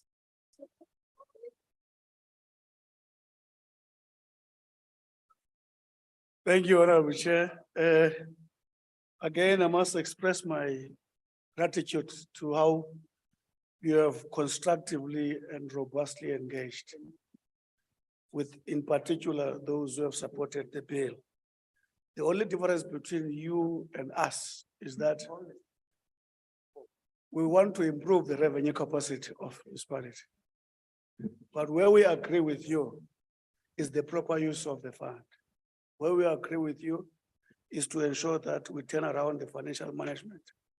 The fact that there's a number of problems in the municipality doesn't mean that step by step, let's correct the problems.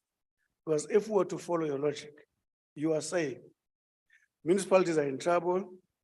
When you resolve things, stand up and point a miraculous finger and they turn around overnight. So if you agree with what we are doing, your problem is that we're not doing everything at the same time. There's no logic in that. We agree that there's a basis for this bill in the sense that existing bills now are parallel, all over, scattered, and also no clarity, also exposing municipality to litigation, spending a lot of money, defending themselves instead of using that money to upgrade or build a new infrastructure. Having said all that, I think this one, there's been more constructive engagement and we appreciate it very much. Thank you for supporting the bill. Thank you. Thank you. That concludes the debate, honorable members. Are there any objection to the bill being read a second time? Please note the objections of the day. The objection will be noted. Please note the objection of the FF, Chair. Thank you. Please note the objection of the FF plus. Thank you. The ACDP, thank you. Thank you. With those objections, the bill is being agreed to. Can we allow the secretary to read the bill a second time? Municipal Fiscal Powers and Functions Amendment Bill. Thank you very much. The bill will be sent to the National Council of Provinces for concurrence. We now ask the secretary to read the sixth order. Consideration of report of Standing Committee on Finance on Financial Matters Amendment Bill. Honorable Abraham, will you please introduce the report?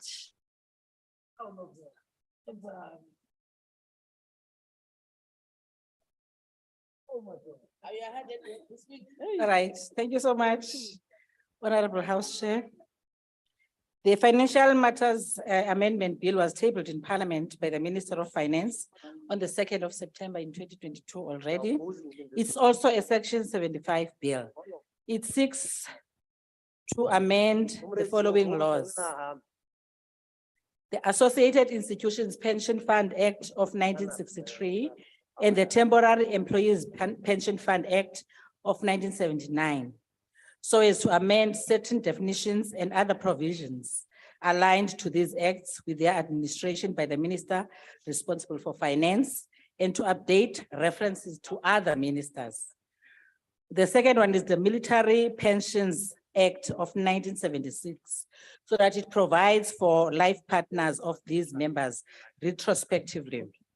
The third one is the Government Employees Pension Law of 1996, so as to amalgamate the Associated Institutions Pension Fund into the Government Employees Pension Fund. The fourth one is the Financial and Fiscal Commissions Act of 1997, so as to omit the provision for the Chief Executive Officer of the Financial and Fiscal Commission to be its secretary. This amendment was rejected by the committee because the minister advised that this is provided for elsewhere. The Land and Agricultural Development Act of 2022 substitutes the definition of the minister and replaces the provision of judicial management with business rescue in terms of the Companies Act. The Auditing Profession Act of 2005, the Auditing Profession Amendment Act of 2021. The minister subsequently addressed a letter to the committee dated 5th April to bring the two clauses 18 and 22 together for the consideration by the committee, which the committee consequently did. Honorable Chairperson, the committee welcomes the amendments to the various pieces of legislation as proposed in the Financial Matters Amendment Bill, Bill 20B of 2022. The committee believes that all public comments on the bill, most of which were clarity seeking, were adequately responded to by National Treasury before the committee on 9th May 2023 and in writing. The committee notes the minister's letter which asked the committee to reject clauses 18 and 22. The committee agrees with this request and accordingly rejects these clauses for the reasons provided by the Minister of Finance in the letter dated 5th April, as discussed above. The committee agrees with amendments proposed in the A list of the bill as presented to the committee on the 9th May 2023. The committee reports the bill for the report to be considered. I thank you, Chair. Thank you. May I now recognize parties that wish to make declarations? The DA.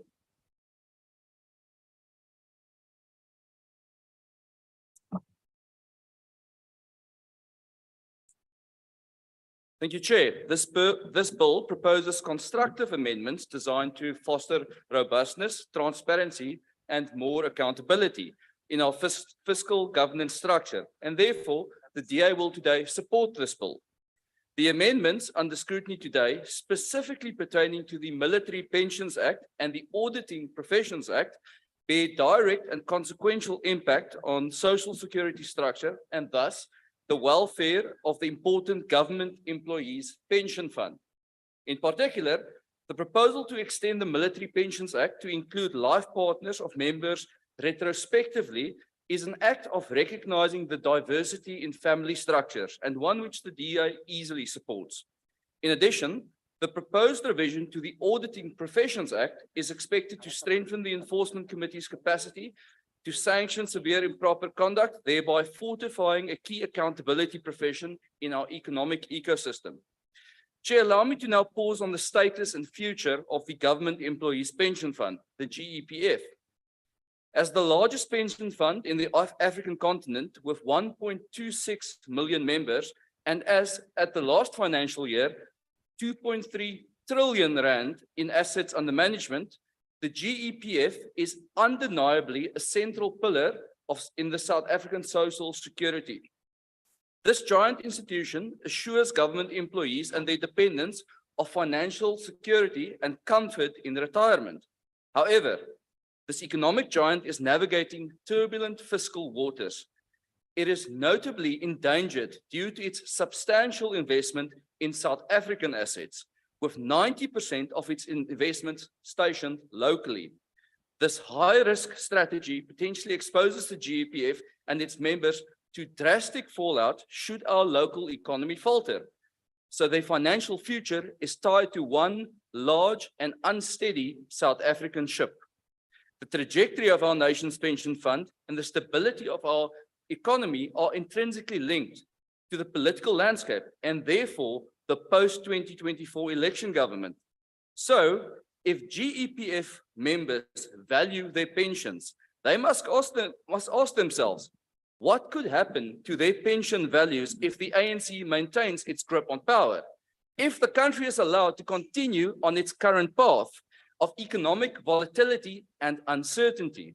Chair, it would be my submission that any member of the GEPF that continuing to keep the ANC in power is a high-risk gamble with their hard-earned pension money that they cannot afford to make.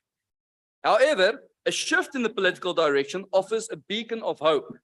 When the Moonshot Pact triumphs in the 2024 elections, a different reality will unfold. The DA is committed to ensuring efficient management and protection of the GEPF, which we regard as a priority in our narrative and in our action plan. This commitment is a pillar of our policy agenda and is reflected in our desire to foster a resilient and inclusive South African economy. Moreover, the recent revelation by Stats SA of an unsettling inflation rate of 6.8% serves as a stark reminder of the urgency to act. This escalating inflation not only erodes the purchasing power of pension funds, thus impacting GEPF members, it also sends a warning signal of a precarious economic trajectory. If we are a government that cares, a current cost of living crisis should be a clarion call to act swiftly to reform the fiscal environment, to alleviate inflationary pressures, and to ensure that the GEPF operates optimally for its members. We owe it to our government employees, to our pensioners, and our nation to ensure that we uphold this commitment without falter. The DA supports the Financial Matters Amendment Bill.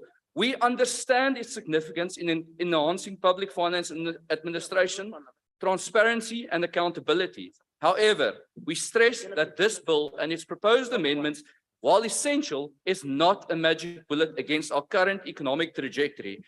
And if South Africans are serious about the protection of their pensions, they must vote for a government that has a clear record of creating jobs, creating a climate of economic growth, and for that, they need to look no further than DA-run governments.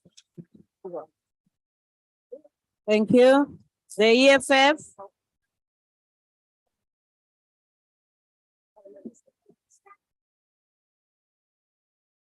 Thank you, Chairperson. Chairperson, the Financial Matters Amendment Bill primarily addresses minor and administrative issues across various pieces of legislation. While this is a necessary part of ensuring that our financial laws are updated and accurately reflect the present realities, one could argue that there are opportunities to address more significant and impactful changes within our financial sector. These opportunities should not be overlooked in the pursuit of tidying up administrative details. One such opportunity lies with the Land and Agricultural Development Bank Act. The bill seeks to substitute the definition of the minister and replace judicial management with business rescue in terms of the Companies Act of 2008. Chairperson, however, wouldn't it be more beneficial in the long run if we were to do a complete overhaul of the land bank? The goal should be to secure a full commercial license for the bank, but with a developmental mandate. This shift could have a profound impact on the economic growth and development of our agricultural sector, which would far surpass the implications of the currently proposed cosmetic changes. Another area for more substantive change is the government employees' pension law.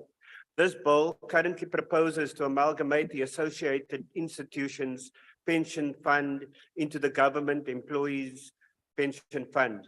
Yet it seems that we are missing an opportunity to regularize the government pension administration legislation to a legislation that is passed by a democratic parliament, which would provide the agency with more concrete and defined powers. Such a step would give the agency a clearer mandate and allow it to operate more efficiently and effectively. The role of the Financial and Fiscal Commission in the budgeting process should be revisited. Amid ongoing budget cuts, it's essential that we assess and understand the impact of the Financial and Fiscal Commission's influence on the process. It appears that the Commission could be better equipped or empowered to deal with challenging financial realities we are facing.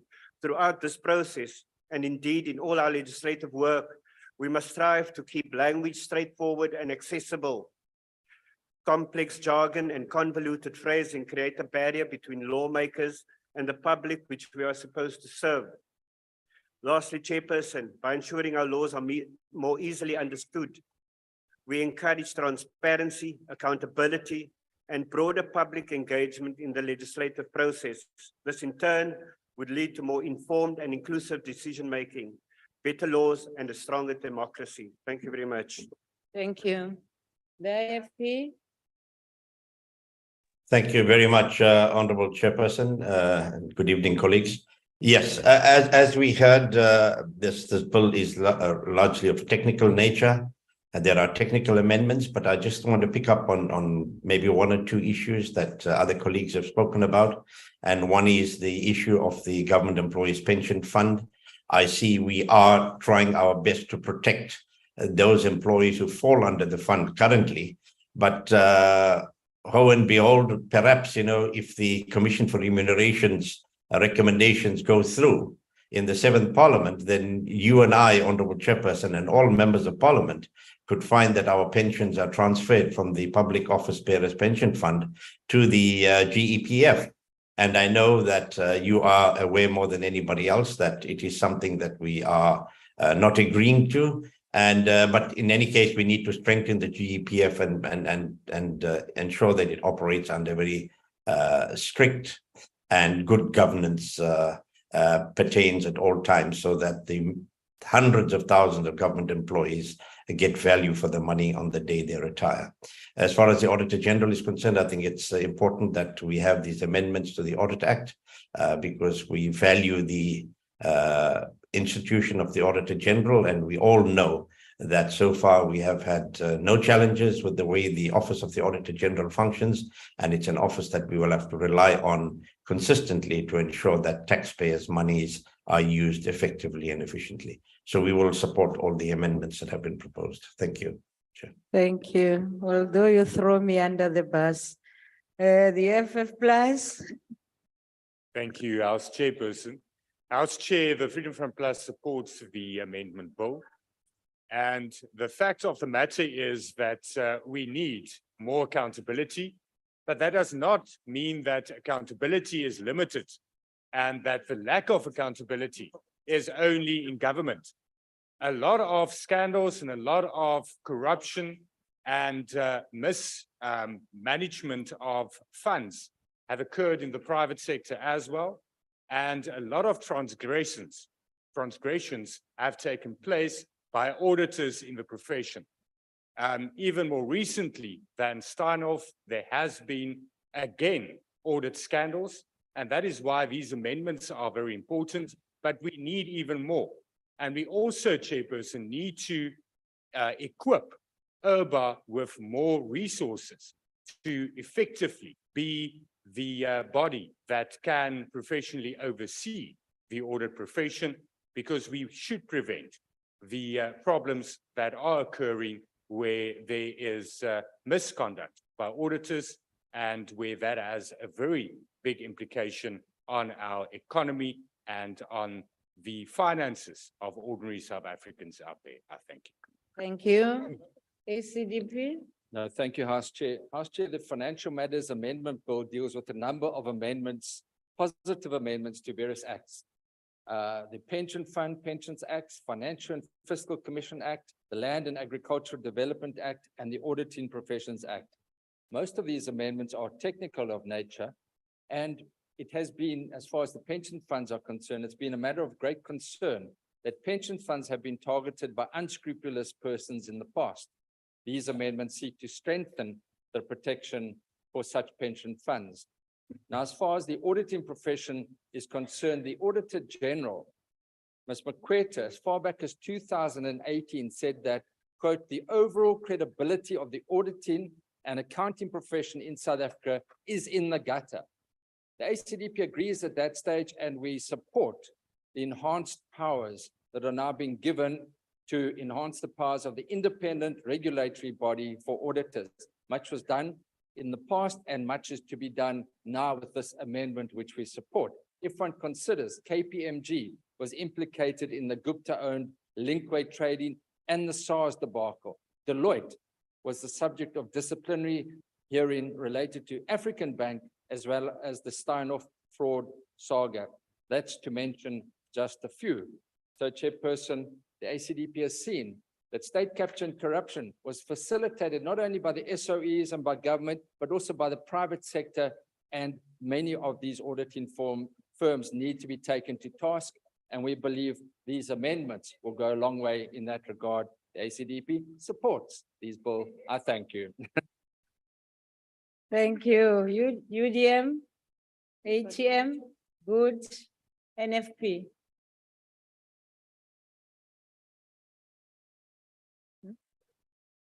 Oh, good. Sorry, Mr. Heron. I was just going to say we support the bill. Thank you. Because I'm looking, I don't see anybody, and I know you were in the house here. Thank you very much. NFP. Not here. AIC. COPE. PAC, PAC supports, Chair. thank you. Al-Jama, the ANC.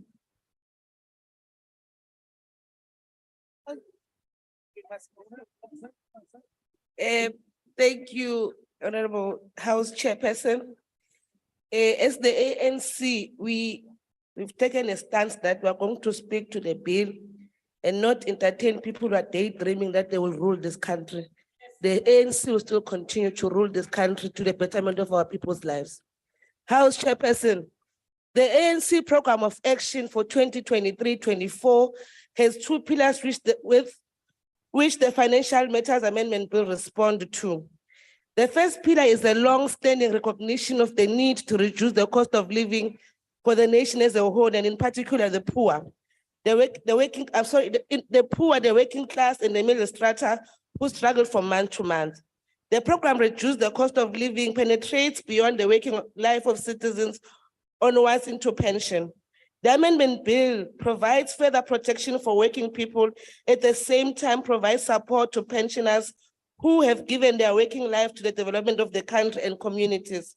The orientation of the ANC to the amendment bill is to ensure that the aligning of the pension fund legislation and regulation supports and protects working people's economy base and later the quality of their lives in retirement. This is a fundamental policy choice and a matter of principle for the African National Congress. The second pillar of the 2023-24 ANC Program of Action that the amendment bill responds to is the fight against crime and corruption. Corrupt practices in the financial sector are a real danger to economic stability, given it is the biggest sector in the economy. The work of government, together with the Office of the Auditor General and the Independent Regulatory Board for Auditors, is fundamental in uncovering corrupt practices by individuals in a certain audit firms. House Chair, it was the ANC, together with the support of all parties in the 5th Parliament, who summoned Steinhoff to Parliament when many in the private sector were trying to question whether we had the authority to call the private sector firm to Parliament to account. The rest is history of how it was revealed in Parliament, the corrupt relation that existed between multinational companies and certain auditing firms through evergreen contracts, some of which stretched for 20 to 50 years. This assisted the Independent Regulatory Board of Auditors to bring about the necessary changes and transformation to the auditing profession that we have today. It is within this context that the Financial Matters Amendment Bill is presented before the National Assembly today, aligning and amending 7 different pieces of financial legislation which strengthen the rights and economic base of working people and pensioners, while strengthening the space for disciplinary steps to be taken against individuals in the auditing profession. The progressive nature of the amendment bill is to be found in a number of the amendments it makes. For instance, it addresses discrimination by amending the Military Pension Act affirmation life partner of military pensioners retrospectively from 27 April 1994, when the interim constitution of 1993 took effect and thus allows for life partners to claim benefits. Another progressive amendment in the amendment bill relates to amendment to the Government Employee Pension Fund, making the clean break principle applicable to members of the associated institution pension fund by amalgamation the fund into the Government Employee Pension Fund. The clean break principle allows a spouse of a member to claim pension interest immediately upon divorce or dissolution of customary marriage, and not to wait until the spouse becomes entitled to the pension. Protection of the Land and Agriculture Development Bank is contained in amendment to its act, and that administration by Minister of Finance is strengthened while incorporating provision of the Companies Act. The amendment replaces the provision for judicial management of the land bank with business rescue in terms of Companies Act, but liquidation provision in the Companies Act does not apply to the land bank. On the fight in corruption auditing profession, amendments to the Audit Profession Act of 2005 strengthen sanctions for auditors admitting guilt of serious and improper conduct. It adjusts powers of the Enforcement Committee where an auditor admits guilt and allows the Enforcement Committee latitude based on evidence before it, either to follow the admission of guilt process or where a sanction is warranted, that a matter be referred to disciplinary committee for sanctioning. House Chair, the Standing Committee of Finance accept both proposal from the Minister of Finance to reject two clauses in the amendment bill after extensive consultation with bodies in the financial sector. The one clause relates to the incorrect procedure as set out in the amendment bill, insofar as it relates to Section 76 and not Section 75 of the Constitution as contained in the bill. The other clause is a duplication of what already exists in relation to the matter of alleged misconduct of auditors, cases not finalized before April 2021. The Auditing Profession Act of 2005 enables the independent regulatory body for auditors to establish a transition disciplinary committee to deal with all transitional matters. The Standing Committee on Finance anonymously adopted the report. The ANC support Financial Matters Amendment Bill. Happy Africa Day. Thank you. May I recognize the Chief Whip of the Majority Party?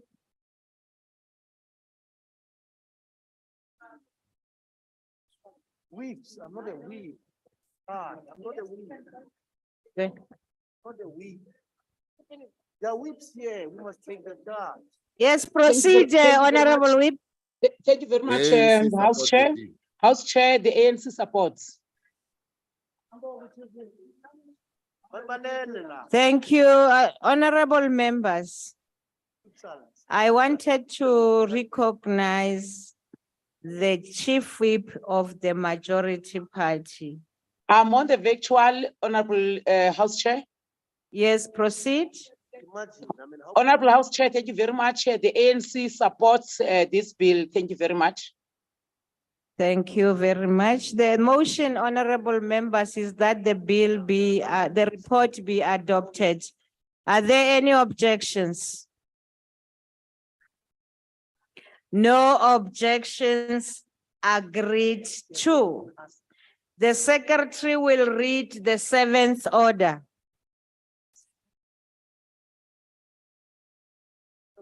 Financial Matters Amendment Bill. Thank you very much. As there is no list of speakers, are there any objections to the Financial Matters Amendment Bill being read a second time? No objections, agreed to. The bill will be sent to the National Council of Provinces for concurrence. Thank you.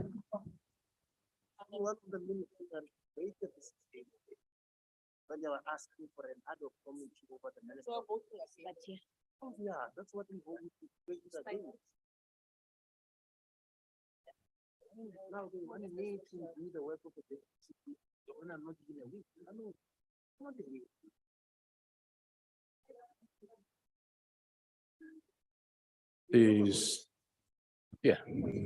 The second motion on the order paper is a decision of question on the draft resolution in the name of Mr. K J Mileham.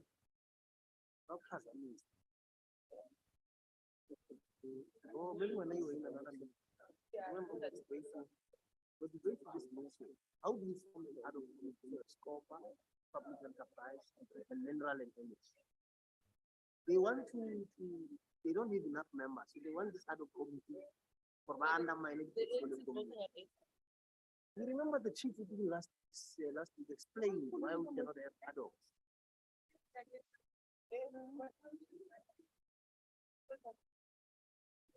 I don't know, comrades, I'm very I will not keep it. other weeks are sleeping on the job.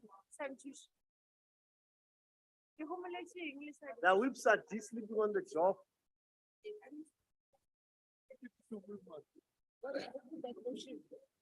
Honorable members, the secretary will read the bill a second time. Financial Matters Amendment Bill.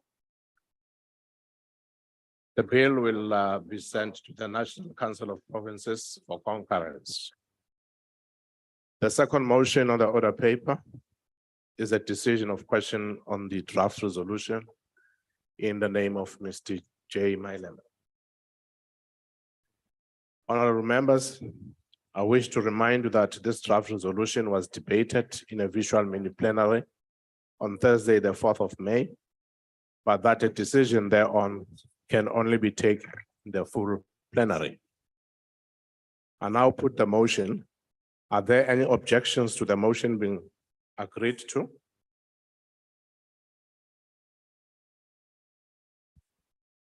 No objections. Honorable Member. Chair, we object to this motion.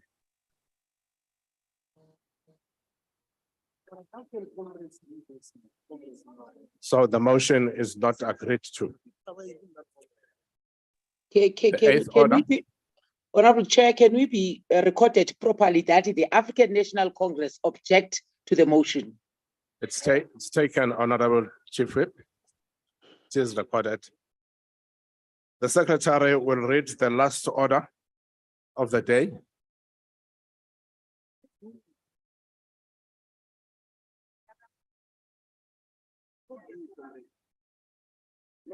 Debate on Africa Day, deepening the African Union's vision of African unity, peace, prosperity, and development.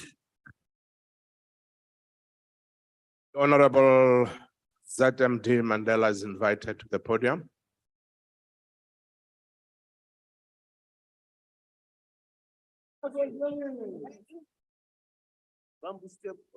Andibulele stalo begekileyo. Bulise umalungu abegekileyo yalendlu yowisomthetho. Isithi nganga nentsiba zayo. Allow me to dedicate this speech to all Africans present and of past generations, and especially Africans in the diaspora, who continue to suffer under the scourge of racism and racial oppression, continue to be denied their basic human rights. In celebrating Africa Day, we are equally reminded of the brutal murder of George Floyd in the United States of America, as we celebrate Africa Day and progressive strides that the African people have taken since the establishment of the OAU, now the AU. We also commit to addressing many of the challenges that the African people continue to face today. Today, as we optimistically celebrate the 60th anniversary, we are reminded of the great sacrifices and that our courageous forefathers have made in the fight against racism, colonialism, and imperialism.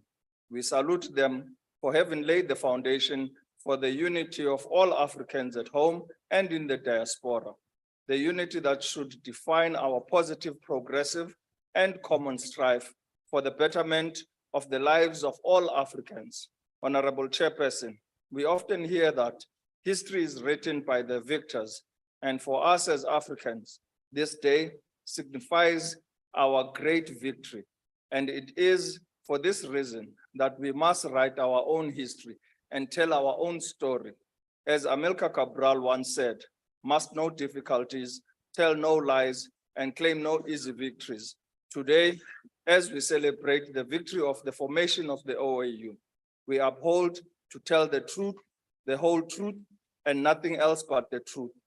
Consider the contentious matter of how the narrative of South African history is presented.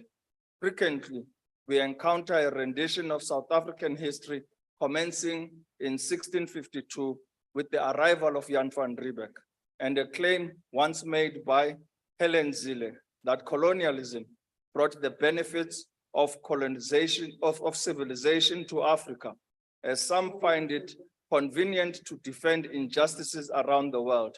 We on our part remember a declaration made by the delegates at the World Conference Against Racism, Racial Discrimination, Xenophobia, and Related Intolerance in Durban in 2001 that recognizes that colonialism has led to racism, racial discrimination, xenophobia, and related intolerance, and that Africans and people of African descent and people of Asian descent and indigenous peoples were victims of colonialism and continue to be victims of its consequences by brutal murder of Africans as a result of colonialism and apartheid, Western civilization did not encapsulate the idea that genuine progress and advancements of society occur when moral principles, ethics, and respectful dialogue prevail over coercion,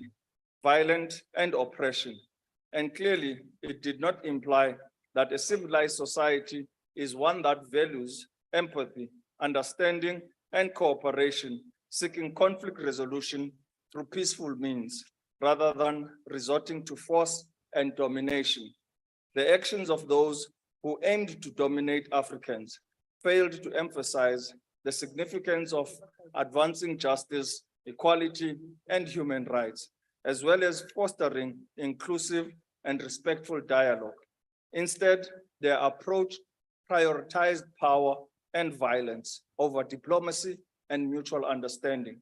The legacy of colonialism in Africa goes beyond its divisive impact, leaving behind extensive destruction and entrenching divisions, such as national boundaries, linguistic divisions between Francophone and Anglophone countries, and exacerbating tribal conflicts.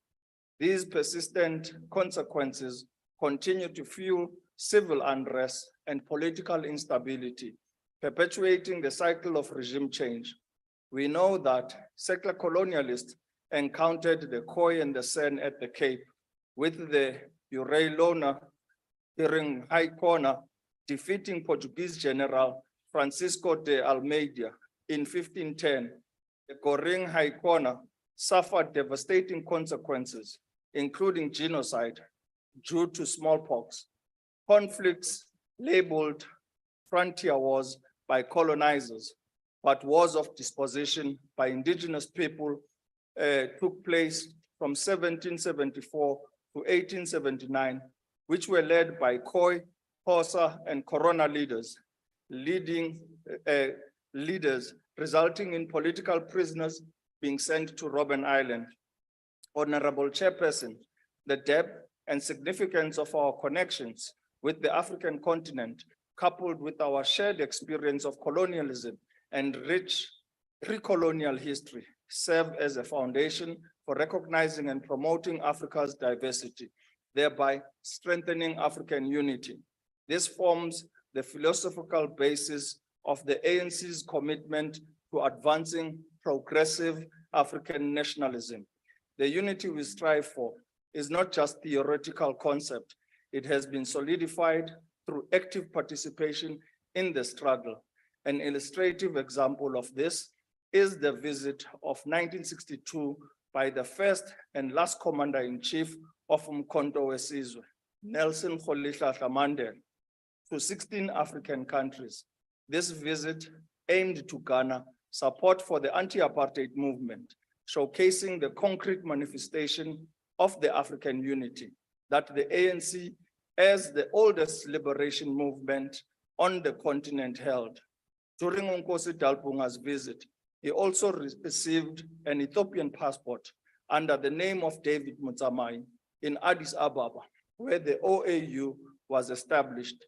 Along leaders like Robert Risha, Oliver Tambo, further solidified the unwavering commitment of numerous leaders such as Anton Lembede, Ashley Pitamda, Lillian Ngoyi, Dumanokwe, and many others to the cause of a united Africa. Even 60 years after the establishment of the OAU, the struggle of the decolonization in Africa persists, and the issue of Western Sahara remains a significant challenge. It is imperative that Western Sahara achieves its freedom and self-determination within our lifetime. The ongoing denial of the basic human rights and justice for the Sahrawi people is unacceptable, and the AU must intensify its efforts to exert greater pressure on Morocco to address this matter. Equally important is the commitment to silencing the guns on the African continent. While we dedicate ourselves to the important task of ending armed conflicts in Africa and advocating for disarmament, it is crucial that we do not suppress our own voices and relinquish our ability as Africans to speak out against injustices, regardless of their form, wherever they may occur across the globe. In doing so, we must be reminded of the words expressed by the founding chairperson of the OAU, Emperor Haile Selassie, when he said, throughout history, it has been the inaction of those who could have acted, the indifference of those who should have known better, the silence of the voice of justice when it mattered most, that has made it possible for evil to triumph. While Africa has made significant strides in various sectors, including economic growth, governance, and social development, it is equally important occasion to reflect on the progress and challenges faced by Africans on the continent and in the diaspora. To push forward, it is crucial for us as African nations to strengthen our internal systems, institutions, and structures for good governance by prioritizing good governance, transparency, and accountability. African countries can mitigate external influence and foster, promote, and achieve sustainable development goals. Further, making sustainable investments in education, healthcare, infrastructure, and technology in line with the Malabo Declaration. On investment in agriculture, African societies can gain empowerment, economic opportunities, and increased resilience against external pressure. The promotion of entrepreneurship, innovation, and inclusive economic policies will further stimulate job creation and decrease reliance on external interest. Honorable Chairperson, we have taken serious note that external forces at play here in our country have not only collaborated with the apartheid regime, but continue to advance its agenda through various means. They strategically provide financial support to NGOs, CBOs, and engage in academic exchange programs to further their influence. These actions are part of a broader effort to perpetuate the remnants of the oppressive regime and hinder progress towards a more inclusive and prosperous South Africa. In thinking about the implementation of African Continental Free Trade Area Agreement, no one can deny the saying that, indeed, the tide that is sweeping Africa today cannot be stayed. No power on earth is greater enough to halt or reverse the trends, and it march forward is as relentless and inexorable as the passage of time. In conclusion, the OAU has contributed to the liberation of South Africa, and it is for this reason that South Africa has contributed immensely to peacekeeping missions on the African continent, and most importantly, to the development of the AU Agenda 2063 in building the Africa we want. Our country is a permanent host of the Pan-African Parliament, and this is an important institution that is aimed at developing continental policies and legislation. It is worth emphasizing that the African bloc participated at the formation of the non-aligned movement, and it is totally not acceptable for great powers to seek through coercion and other means Africa to be abandoned to this principled stance. We wish to remind the great powers that Africa should not be balkanized into smaller and weaker states. Happy Africa Day. Thank you very much, Honorable Mandela. The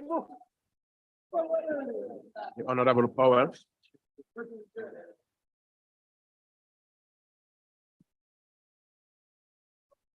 Chairperson, the African Union's Agenda 2063 envisages a continent in which there is a universal culture of good governance, democratic values, respect for human rights, justice, and the rule of law. Yet, 60 years on from the establishment of the Organization of African Unity, much of Africa still remains desperately poor, undemocratic, and besieged by conflict. Despite the brilliant creativity, resilience, and shared humanity of the African people, year by year, the exquisite dream of a democratic, prosperous, and economically competitive continent recedes.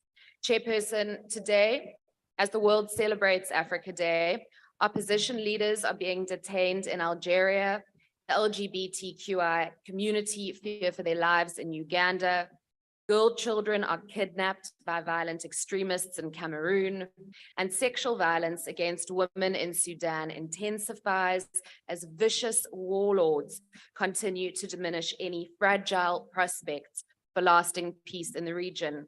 In the face of these atrocities that are actively perpetuated without sanction or consequence by the Brotherhood of African Leaders, it becomes increasingly intellectually dishonest to continue to chalk up Africa's underdevelopment as a continent to the legacy of colonialism. As Beijing continues to execute its policy of neo-colonialism across Africa, supplying billions of dollars in infrastructure loans in order to extract raw materials from our fertile soils, many African nations now face the very real risk of defaulting on their mountainous debts. The dog whistle of Western imperialism becomes increasingly hackneyed and tiresome in the face of the failure of present-day African leaders to hold to account dictators and warlords who actively perpetuate the cycle of comparative underdevelopment. Chairperson, 30 years ago, the world looked to South Africa as a shining beacon of hope on the African continent. Sadly, under the leadership of the ANC, the powerful and strategic geopolitical role that our country should have played in the region's path to prosperity has been punctuated by little other than rhetoric and hypocrisy.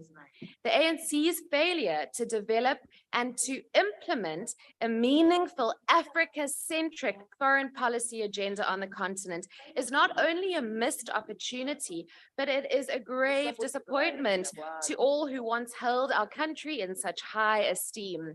As Africa continues to weather the devastating impact of the food and energy crisis generated by Russia's war of aggression in Ukraine, the dream of a unified, peaceful, and prosperous continent continues to stagnate.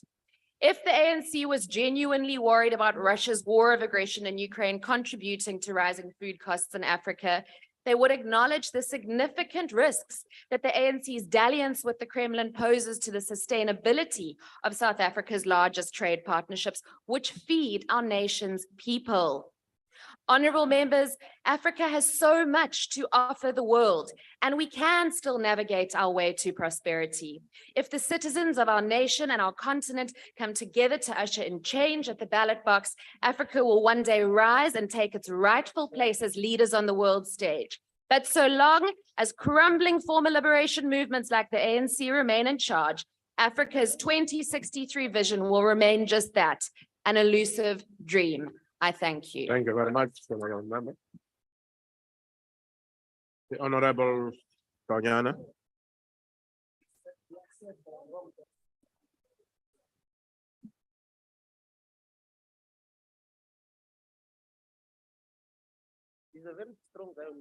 House Chairperson, when the founding fathers of the Organization of the African Unity met in Ethiopia 60 years ago, they were under no illusion of the work that lied ahead for the continent.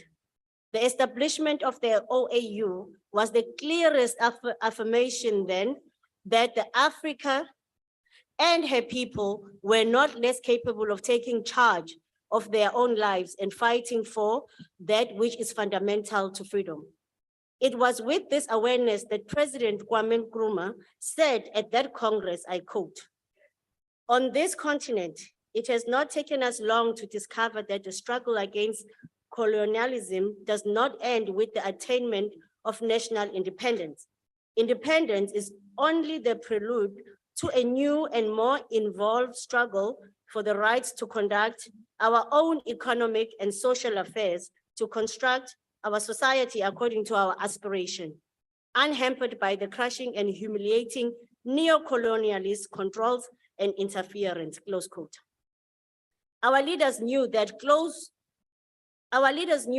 those who colonized and oppressed us were not going to give up, and that it was the deliberate actions of our leaders that were going to free the continent from the stranglehold of neo-colonialism and underdevelopment. The goal was always to unify the unification of the continent, unity that was going to manifest itself politically, economically, and socially. It is for these reasons that the OAU later adopted the treaty established the African Economic Community in Abuja in 1991. The Abuja Treaty had defined timelines for economic integration in the continent and for the establishment of the institutions that will facilitate its unity. While we have since witnessed the establishment of the Pan-African Parliament and the African Court of Justice, the rest of the commitments have not been implemented in a way that frees the continent from the stranglehold of colonizers. Even these institutions have not been given sufficient powers to legislate and adjudicate on critical matters in this continent. House Chairperson, we want African unity to be premised on the common prosperity of Africans across the continent and in the diaspora. We cannot, as Julius Nyerere once observed, the unity of our poverty. Similarly, we cannot be united with differences that makes our leaders too eager to foment division and the killing of our people. We must resolve the crisis in Sudan and restore democracy in that country. The AU must be firm with the leaders who are fomenting the conflict in Sudan, because that conflict essentially has nothing to do with the people, but it's about the interest of the military-industrial complex. If we are to have the Africa our forebears envisioned, we must be bold enough to tell Mswati to open up democratic space in Eswatini and stop harassing and killing people. Chairperson, the problem of Zimbabwe is our problems.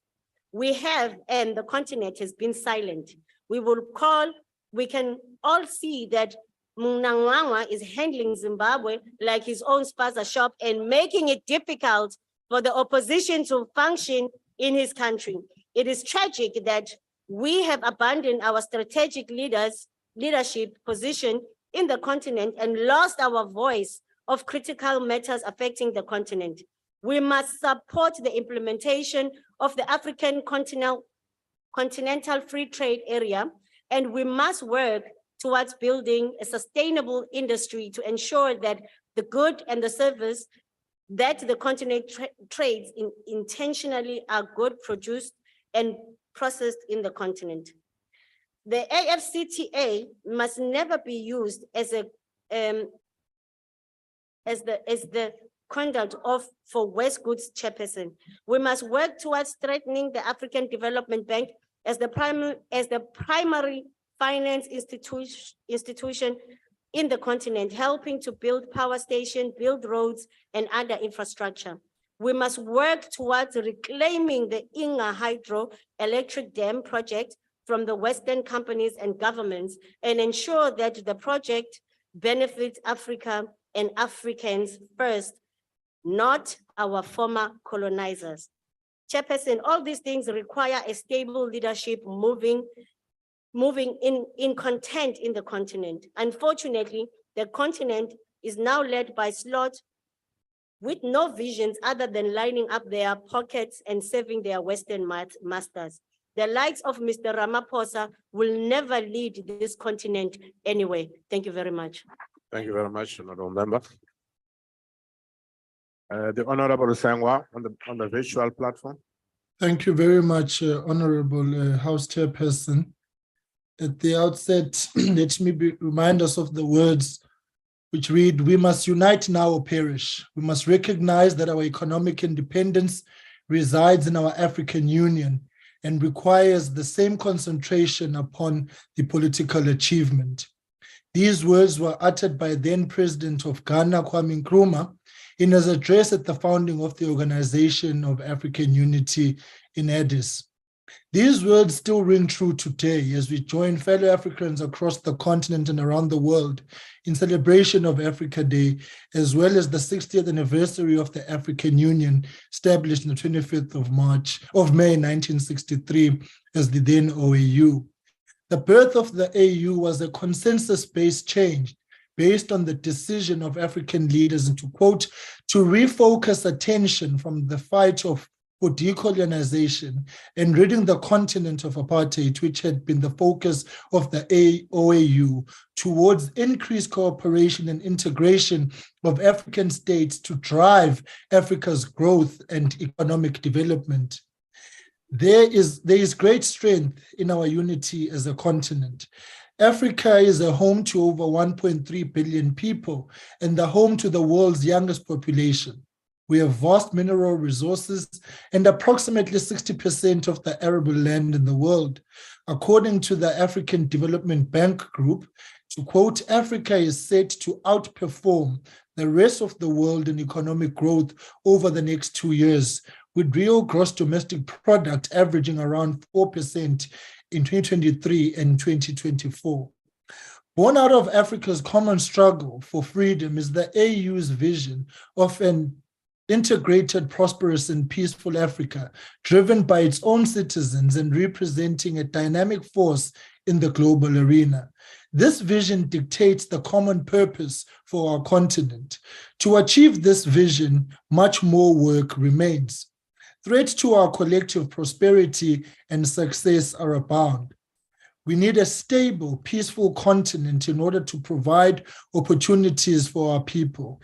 In the words of the AU, we must silence the guns. Conflicts such as the current war in Sudan and the ongoing violence in northern Mozambique threaten to destabilize not only the countries themselves, but their regions and the continent as a whole. The scope and magnitude of this challenge is apparent when one considers that the AU was forced to extend the date to silence the guns from 2020 to 2030. For the continent chair to flourish, it is also essential that each member state ensures that it is equipping its population with the requisite skills to meet the demands of the ever-evolving economy and the future. Education, starting from early childhood development all the way through to the tertiary phase, must be a priority. Further, the quality of the education provided to our youth will also impact how they are able to progress and ultimately the types of work they are equipped for. South Africa in particular needs to step up as far as basic literacy is concerned.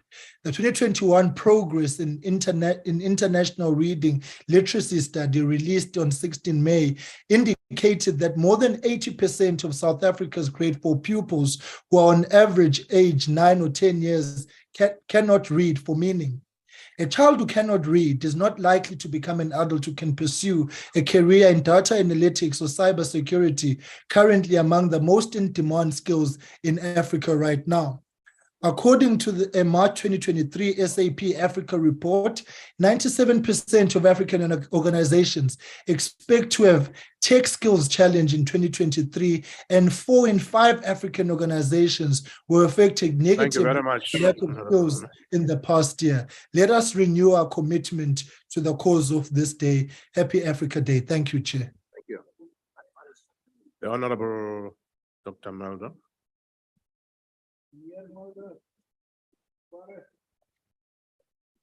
Honorable Chairperson, today is 25 May. It's Africa Day. It's an important date, an important day. I have a flagpole in front of my house, and I use that flagpole to raise different flags depending on different days and different things. So this morning, I raised the flag of the African Union, which I do every year. The topic of the debate for this afternoon is deepening the African Union's vision of African unity, peace, prosperity, and development. It's a very important vision. We are dealing with African unity, we're dealing with peace, prosperity, and development. The question, however, is, does the current South Africa have any constructive and positive role to play in the realization of this vision? We should draw a distinction between words and deeds. The Honorable Mandela gave a very good speech today, and it was from the ANC's perspective and in terms of an interpretation of history. And I respect that. It was a good speech dealing with words, but deeds are more important than words. If we look at the economy, and the question is, what contribution does South Africa make to this vision? In 1990, South Africa had the largest economy in Africa. South Africa did. But now Egypt and Nigeria overtook us. We lost our position as the largest economy in Africa. Last week, the African Development Bank reported that South Africa, our country, is dragging down Africa's growth. Look at the figures. At this moment, 18 African countries, that's 1/3 of Africa's countries, will experience a growth rate above 5% in 2023. And it's expected to increase to 22 in 2024. That's 40% of African countries will have a growth rate above 5%. And South Africa, our growth rate is projected at a paltry 0.8% in 2023 and 2024. At this moment, as we speak, now, at this moment, our currency is in free fall. Don't know if you've noticed, the rand is at the moment at its weakest against the dollar. It was R1.79 just now. Why does this happen? Because high interest rates, persistent power outages, infrastructure collapse, corruption, unemployment, capital outflows, as investors seek better alternatives. The power supply, Eskom in 1994, provided 37,840 megawatts. At the moment, energy availability, not even 53% with load shedding every day. In 1994, South Africa had the strongest military force in Africa. We've lost that as well. It's now Egypt and Algeria. And when it comes to infrastructure, the most developed infrastructure was in this country in 1994, and now we see a collapse. Praza, let's give you some figures. In 2014, more than 550 million passenger journeys per year.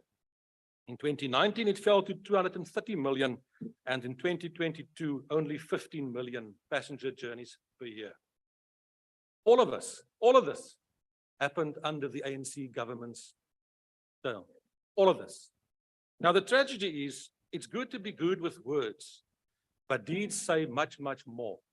South Africa that you... There's a point of order. Can we just take a seat, please? Thanks, Honorable Chair.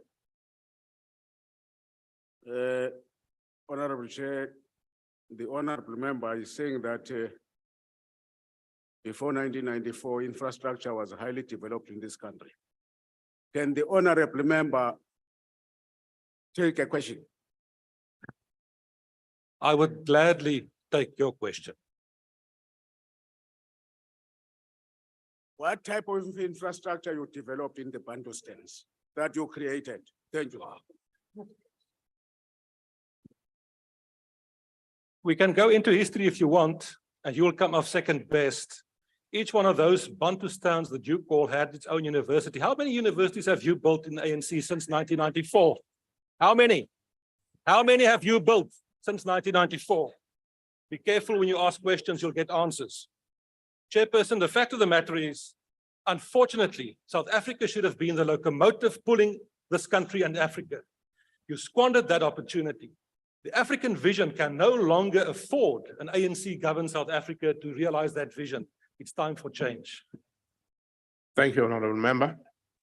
Also change our needs when I'm The honorable Meshwe. Other honorable members.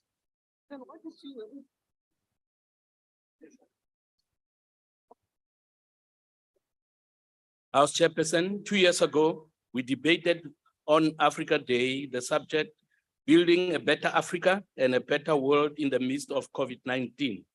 I started my speech by saying that the dream of building a better Africa and a better world will remain a pipe dream under the current leadership on the continent, unless our two apologetic leaders change their thinking and attitude. Africa needs courageous leaders with moral fortitude and determination to confront issues that continue to plague our continent, such as corruption, betrayals, briberies, and terrorism.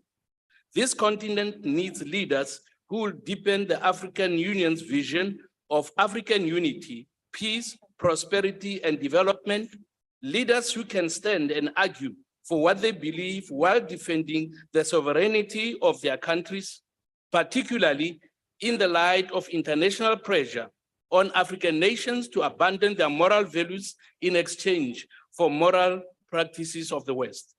Africa desperately needs visionary leaders who will bring positive change to the economic prospects of their countries, in spite of those who want Africa to remain impoverished. It needs leaders who lead and move Africa from primarily being raw material producers of agricultural goods and minerals to an Africa whose confident sons and daughters will know how to beneficiate their raw materials, develop and manufacture goods that will reach all corners of the earth. Africa needs strong and confident leaders who will guide this great continent from what it is today to a developed continent that will be a force to be reckoned with among nations of the world. These leaders will be able and will be encouraged to ignore those wealthy, cruel, and uncaring individuals who say and teach that Africa should remain impoverished because they need their raw materials cheap. The ACDB believes that all those living in Africa should benefit from the wealth and minerals that God has freely given us. The ACDB further believes that with God-fearing leaders of integrity at the helm, nobody living in a beautiful country called South Africa will go to bed hungry. There is enough wealth in this country to feed all our people. God bless Africa with her sons and daughters. Happy Africa Day. Thank you. Thank you very much, Honorable Minister. House Chair, may I rise on a point of order, please? Yes, what's the point of order, Honorable Swartz? It's just very difficult to hear when one's leader speaks. And sitting here, I was struggling to hear. So I would just ask, we are fully aware we're in a small environment here, but could we try to respect one another? We listen when other people speak, and there was a lot of conversations whilst our leader was speaking, and I wondered if you would just rule in that in future. Thank you, House Chair. Thank you very much. The order is sustained. The Honorable Heron.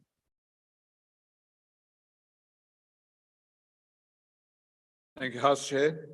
House Chair, when countries in the global north clash violently, the world tends to attribute the conflict to ideological, political, or economic differences. But when violence is committed in Africa, it is just dismissed as savagery. When countries in the global north invade other sovereign states, they seek to couch their activities as logically necessary for peace. They claim the violence they are committing has integrity. But when African countries descend into violence, there's no requirement for logic or integrity because our continent is regarded as intrinsically violent and unscrupulous. When Russia invades Ukraine, the world's media scurries to contextualize, analyze, detail, and explain. But when warring Sudanese generals embark on brutal campaigns of violence against their people, we aren't offered any detail or nuance. It's just more violence in Africa and more bodies piling up in streets. If a country in Europe developed deeply discriminatory legislation against LGBTQI+ people, it would be considered a global outrage and it would be stopped by its peers. But it's okay to sentence gay people to life imprisonment in Uganda because Uganda is African, and after all, that's how Africans behave. It's okay for innocent people to die in Western Sahara because, well, it's Western Sahara. And in terms of global power relations, Saharis are considered expendable. Africa Day should acknowledge and celebrate more than Africa's existence. It should assert our place alongside people who live on other continents as equal members of a single humanity. And if we are to be honest, is doing a pretty lousy job at developing a peaceful, inclusive, and sustainable future for us all. Africa Day should be about more than wearing an African lapel pin or an ethnic dress for the day. It should be about deepening our commitment to human rights, because when we are committed to universal human rights, the space for discrimination shrinks. When we see others as interdependent mirrors of us, we outlaw human wrongs. When we hear our citizens recently returned from Sudan describing bullet-ridden bodies of young people lying bloated in the street, dismembered limbs rotting in baking sun, when we hear that university students are forced to barricade themselves to protect their lives, we've got to challenge ourselves as Africans to view it as an unacceptable blight. We've got to raise our voices, caucus with our fellow nations, deploy peacekeepers and stop violence. Anything less would be to accept the inferiority and expendability the world confers on us because we are Africans. South Africa's transition from apartheid and development of a human rights-based constitution won us global recognition for championing human rights. Yes, we have multiple challenges at home, but the challenges don't diminish our moral responsibility to demonstrate that we have a set of values that aren't for sale. Investing in these values would be something to celebrate on Africa Day. Thank you. Thank you very much, Honourable Member. The Honourable Imam.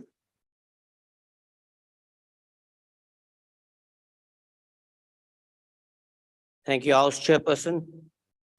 Closures and other measures put by the Israeli occupation of the West Bank has cost 58 billion US dollars to the Palestinian people.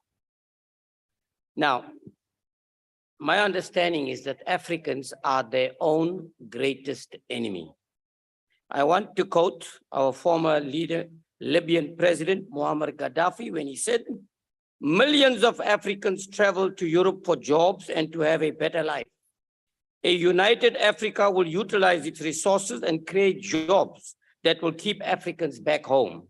It's either we live or die in Africa. Africa is our mother. How can we leave our mother?" It is the same leader, Muammar Gaddafi, who said, "One Africa, one president, one currency." That is really what we need. Now, when I say we are our own greatest enemy, we have something like 874 million hectares of arable land in the African continent. Food insecure we are. Why? We have all the minerals: gold, diamond, chrome, platinum. We've got the land, we've got the oil, we've got the water, we've got the skills, we've got the ocean. But yet we are impoverished. Why? So racism is rife. It continues today. Tribalism continues. Greed, selfishness, wanting to stay in power and take your organizations to the grave. It's rife. So we are our own greatest enemies. Now, I am very confused, dear Chairperson.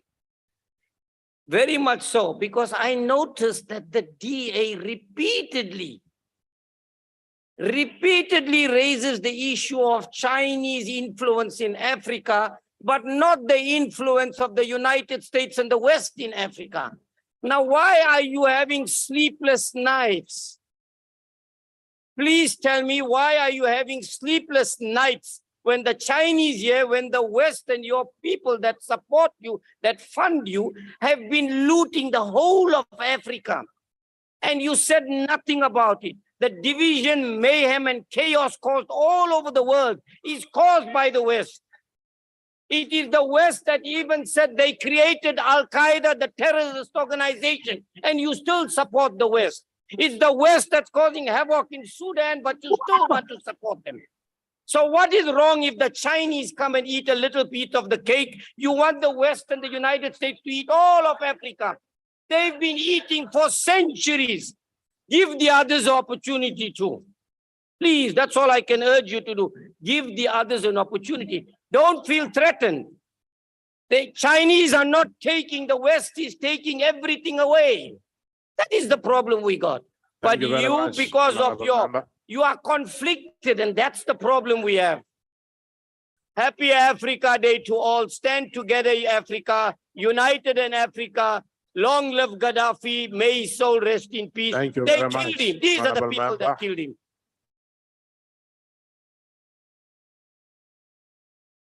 Order, honourable members.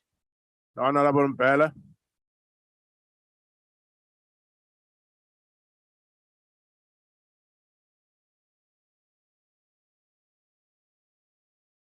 Order, honourable members.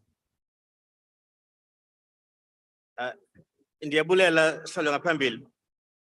When the waves of decolonization started sweeping through Africa in the middle of the last century, independence from the yoke of oppression and exploitation by European powers was widely expected to usher in a new age of political, economic, and social freedom that would benefit all the diverse peoples of the mother continent.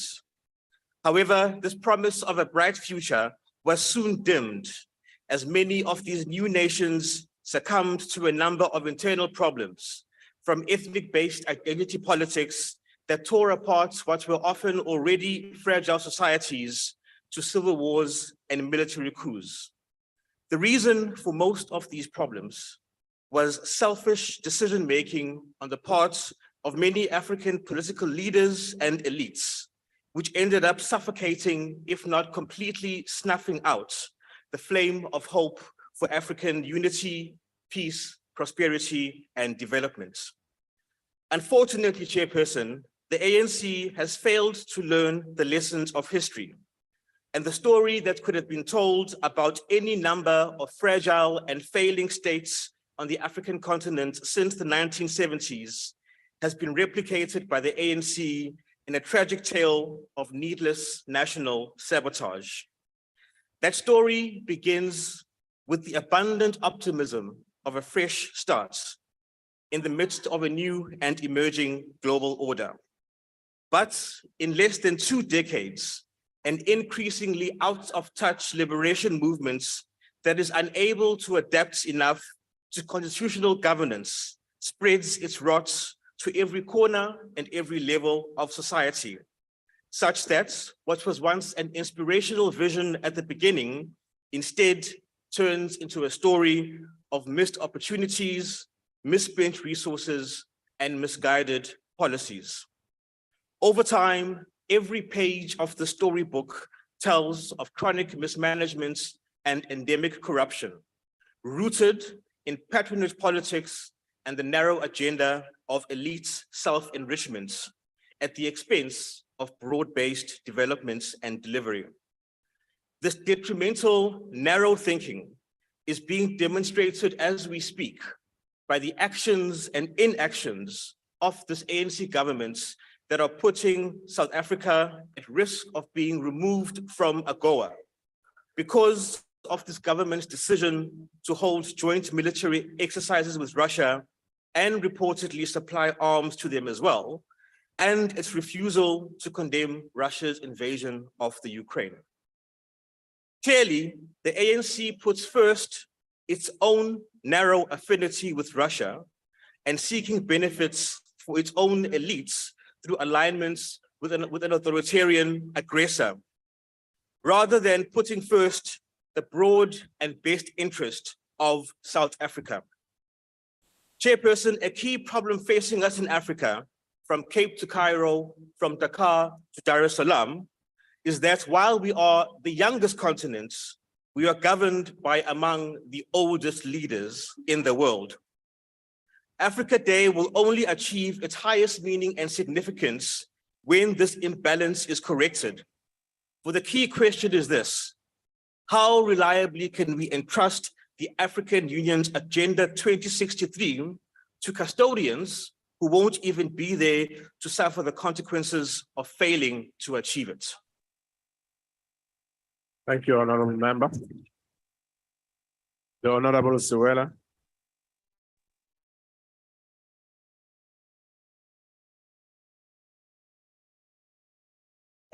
Thank you, House Chairperson, honorable members of the House, ministers and deputy ministers in our midst, ladies and gentlemen, I greet you all in the name of peace, democracy, and freedom for all. Our today's theme is building a better Africa and a better world. Mtshamo wa xitulu, hungu ra mina ri le henhla ka nhlokomhaka leyi nge, accelerating the implementation of the African Continental Free Trade Area, its risks and intended impact. Chairperson, Africa is endowed with precious metals and mineral resources which are critical for economic development. Our continent has been exploited for these mineral resources. Our continent has one of the best weather conditions which enhance social and economic life. Our continent has wildlife which continues to marvel the world. Our land is fertile, making our continent a food basket.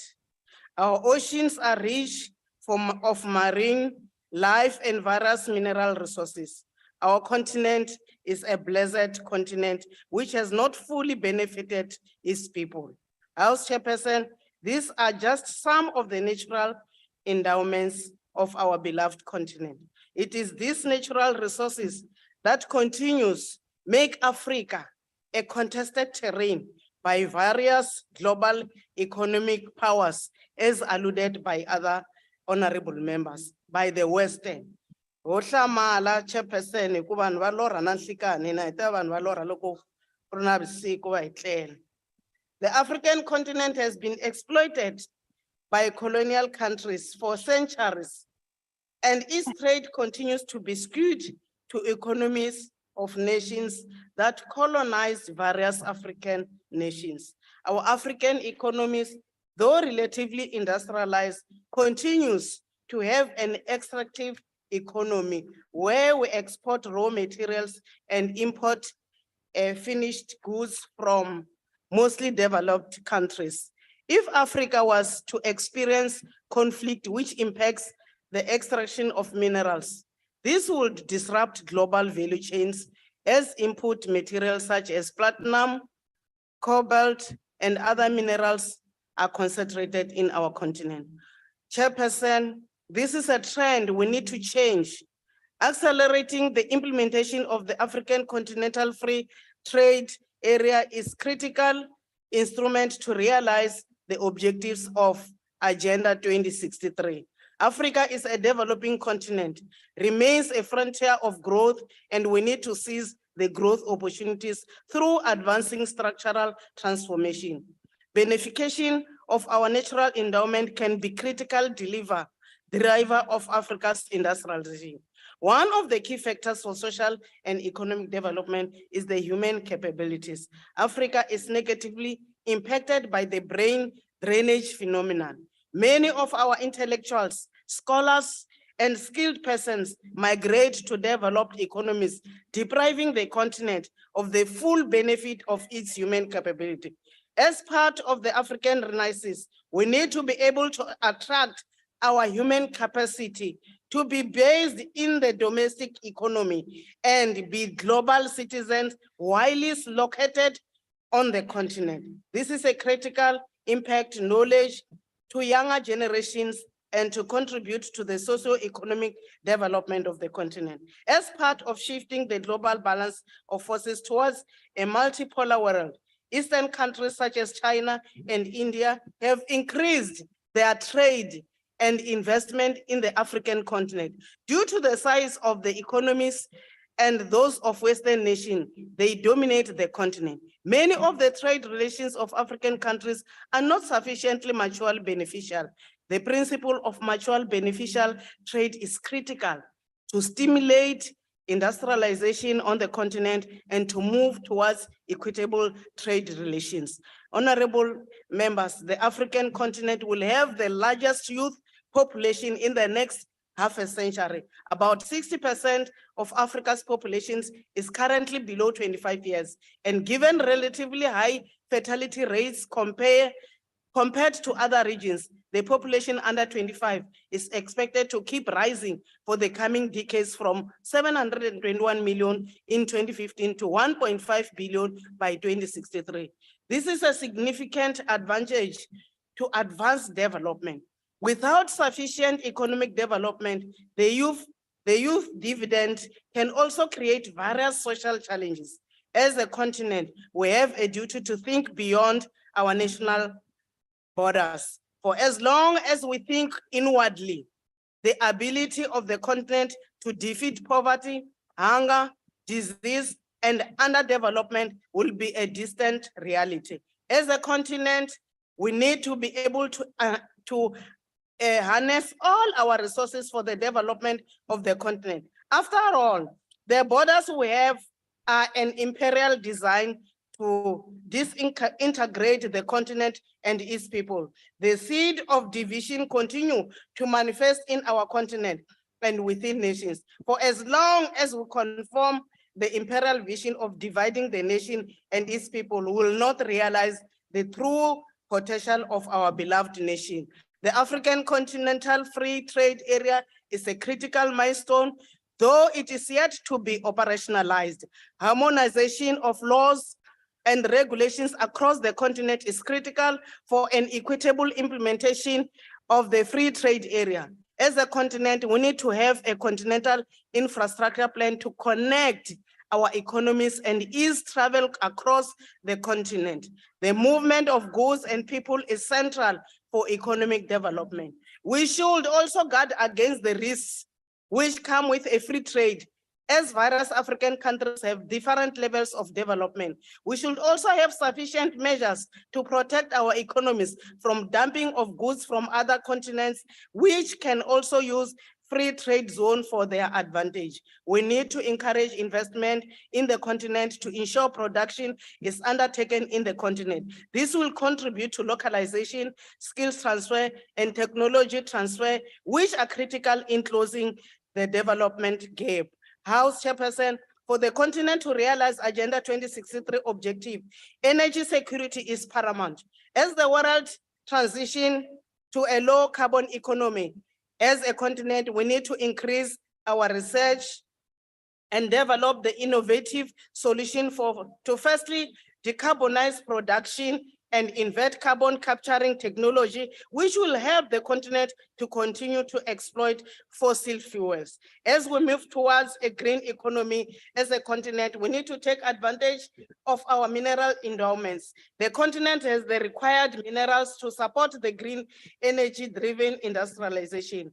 Cobalt, copper, lithium, nickel, and rare earth elements are all essential for producing electric vehicles and batteries, harnessing solar power and wind energy. This requires the continent to continually develop skill for the green economy. We need to leverage our youth dividend to be experts in the green economy to ensure we exploit our natural resource optimally as a continent for our own development. As per Agenda 2063, we need to bring up Africa's science and technology to the frontiers of global change. We need to manage natural resources revenues, tackle illicit capital flows, and developing innovative development financing such as sovereign wealth funds, including intergeneral funds. Indeed, our continent will take its rightful place in the world. We are in a path of development relatively to our past. Much still remains, but we can achieve the objectives of Agenda 2063. If we put our mind, hands, and resources together, we must silence the gun. We must address patriarchy. We must place the empowerment of women and the youth at the center of endowment. We need to see the Africa we want. Ilava Africa yanjani, ilava Africa leyi nga ta va united, ilava Africa leyi nga ta defender eti minerals ta yo, ilava Africa leyi nga ta lwa na Western countries, ilava Africa leyi nga ta silence ati gun, ilava Africa leyi nga ta xixima vamhaki, ilava Africa leyi nga ta easier trading in global. Hiri phansi hilava va lwaka na Russia. Phambili African Union, phambili. Happy Africa Day, Amandla.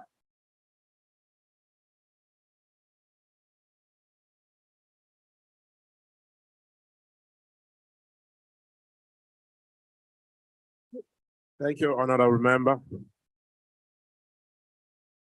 The Honorable Johnson.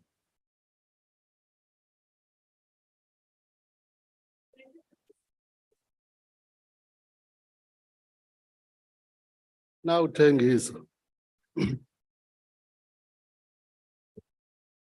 Honorable Chair,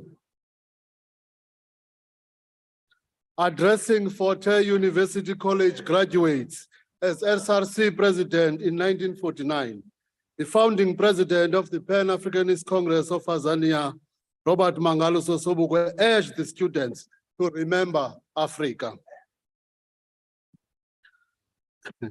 To fight for freedom, and the right to call our souls our own. He went further and said, we all have a mission. We have a nation to build, a God to glorify, and a contribution to make towards the blessings of mankind. Sobukwe was a visionary leader. When he was imprisoned in 1963, on the 21st of May, on the 25th May, the Organization of African Unity was formed. Sobukwe would have aligned himself with the Casablanca bloc led by the Osejefo, Kwame Nkrumah of Ghana. Their aim was to liberate Africa from colonialism and imperialism. They aimed to create, like PAC, an Africanist socialist democracy. Their aims and objectives of African Liberation Day are to fulfill the dreams of a reimagined Africa, where peace and plenty will become reality, where the young people will be inspired to work in the service of the African nation without the chains of exploitation imposed on them by monopoly capital and naked racism. The PAC and like-minded organizations such as AZAPO, Ngwane National Liberation Congress, and the All African People's Revolutionary Party annually look to the source of African Liberation Day to rededicate ourselves and all our followers and supporters to the ideals of Sobukwe, Nkrumah, Patrice Lumumba, Amilcar Cabral, Zephania Mtuping, Steve Biko, Kwame Ture, Robert Mugabe, Mwalimu Julius Nyerere, and many other revolutionaries. The time for Africa to rise is now. Remember Africa and begin to realize that we are one people from Cape to Cairo, from coast to coast, from Morocco to Madagascar, from Cape Verde to Cape Blanco. We share a common history and we deserve a common destiny with the African people in the diaspora. We deserve a better place in the multipolar world of political economics we envisage. The total liberation and unification of Africa under an all-African socialist democracy must be primary objective of all Black revolutionaries throughout the world. It is an objective which, when achieved, will bring about the fulfillment of the aspirations of African and people of African descent everywhere. It will at the same time advance the triumph of the international socialist revolution. That is my parting shot from Kwame Nkrumah, who said, I am not an African because I was born in Africa. Thank you I'm very an much. African because Africa was born in me. Honorable Yonsa. The Honorable Hendricks. Virtual. The Honorable Hendricks. It's not there. The Honorable Mabene.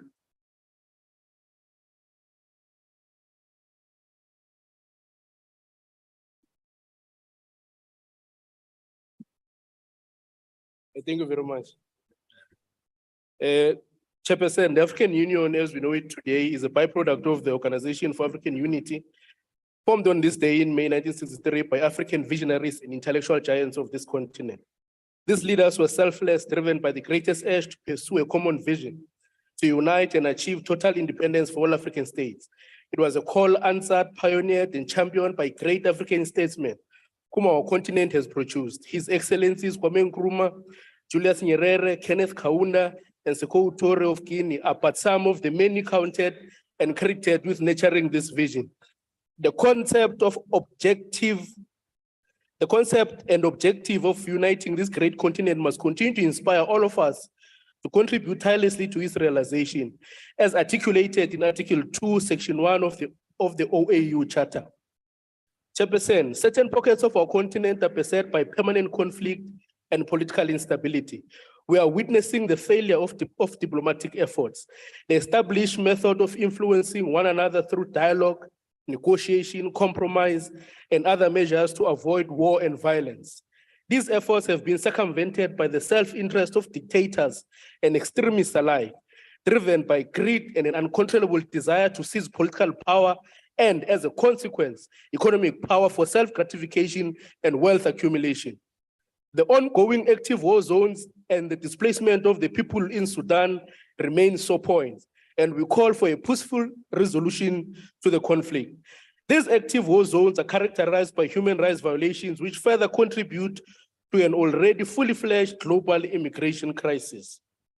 Chairperson, Dr. Alexandra Dagu, an associate professor of economics at the University of Lethbridge in Canada, makes the following observation: that the inability of Africa to collapse the fragmentation of various regional economic lobby groupings such as ECOWAS, SADC, COMESA, and ECAS under a single free trade agreement perhaps is a worrying signal and a starting point to analyze the death of African diplomacy. In the main, these fragmented groupings point to the lack of diplomatic headway to aid the economic situation of our continent. The African continent's approach to the global market is that of working in silos and failure to leverage a unity of purpose, which may have a much positive yield in terms of trade agreements with the international community for the benefit of our African nation states. Yet, the African continent is unable to find each other in as far as economic policy is concerned. Diplomatic envoys have also failed to produce a unified trade policy, namely the African Free Trade Agreement. African nation states don't trade among each other. Our trade ratios are shockingly low. Chairperson, in conclusion, the late Archbishop Desmond Tutu once warned the ANC government and said, "Watch out." And you failed to heed his call. The African Growth Opportunity Act is a 60 billion rand annual trade in exports to the United States of America from our country. Yet the ANC government is willing and acting decisively to jeopardize this favorable export regime. With our economy already struggling and crippled with an ANC manufactured energy crisis, we cannot afford yet another ANC mess. Your coziness to the Russian regime is unfortunately at the expense of our economy and is threatening livelihoods of South Africans. Again, dare I say, watch out. ANC, watch out. Thank you, Honorable Member. The Honorable J.N. Mutle.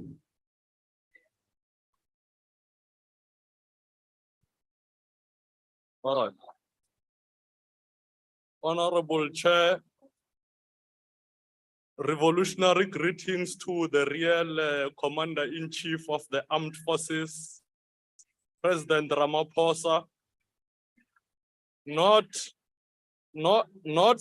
some artificial CIC. Order, honorable members. The reincarnation of Idi Amin, whom his history is a shame to this continent and its people.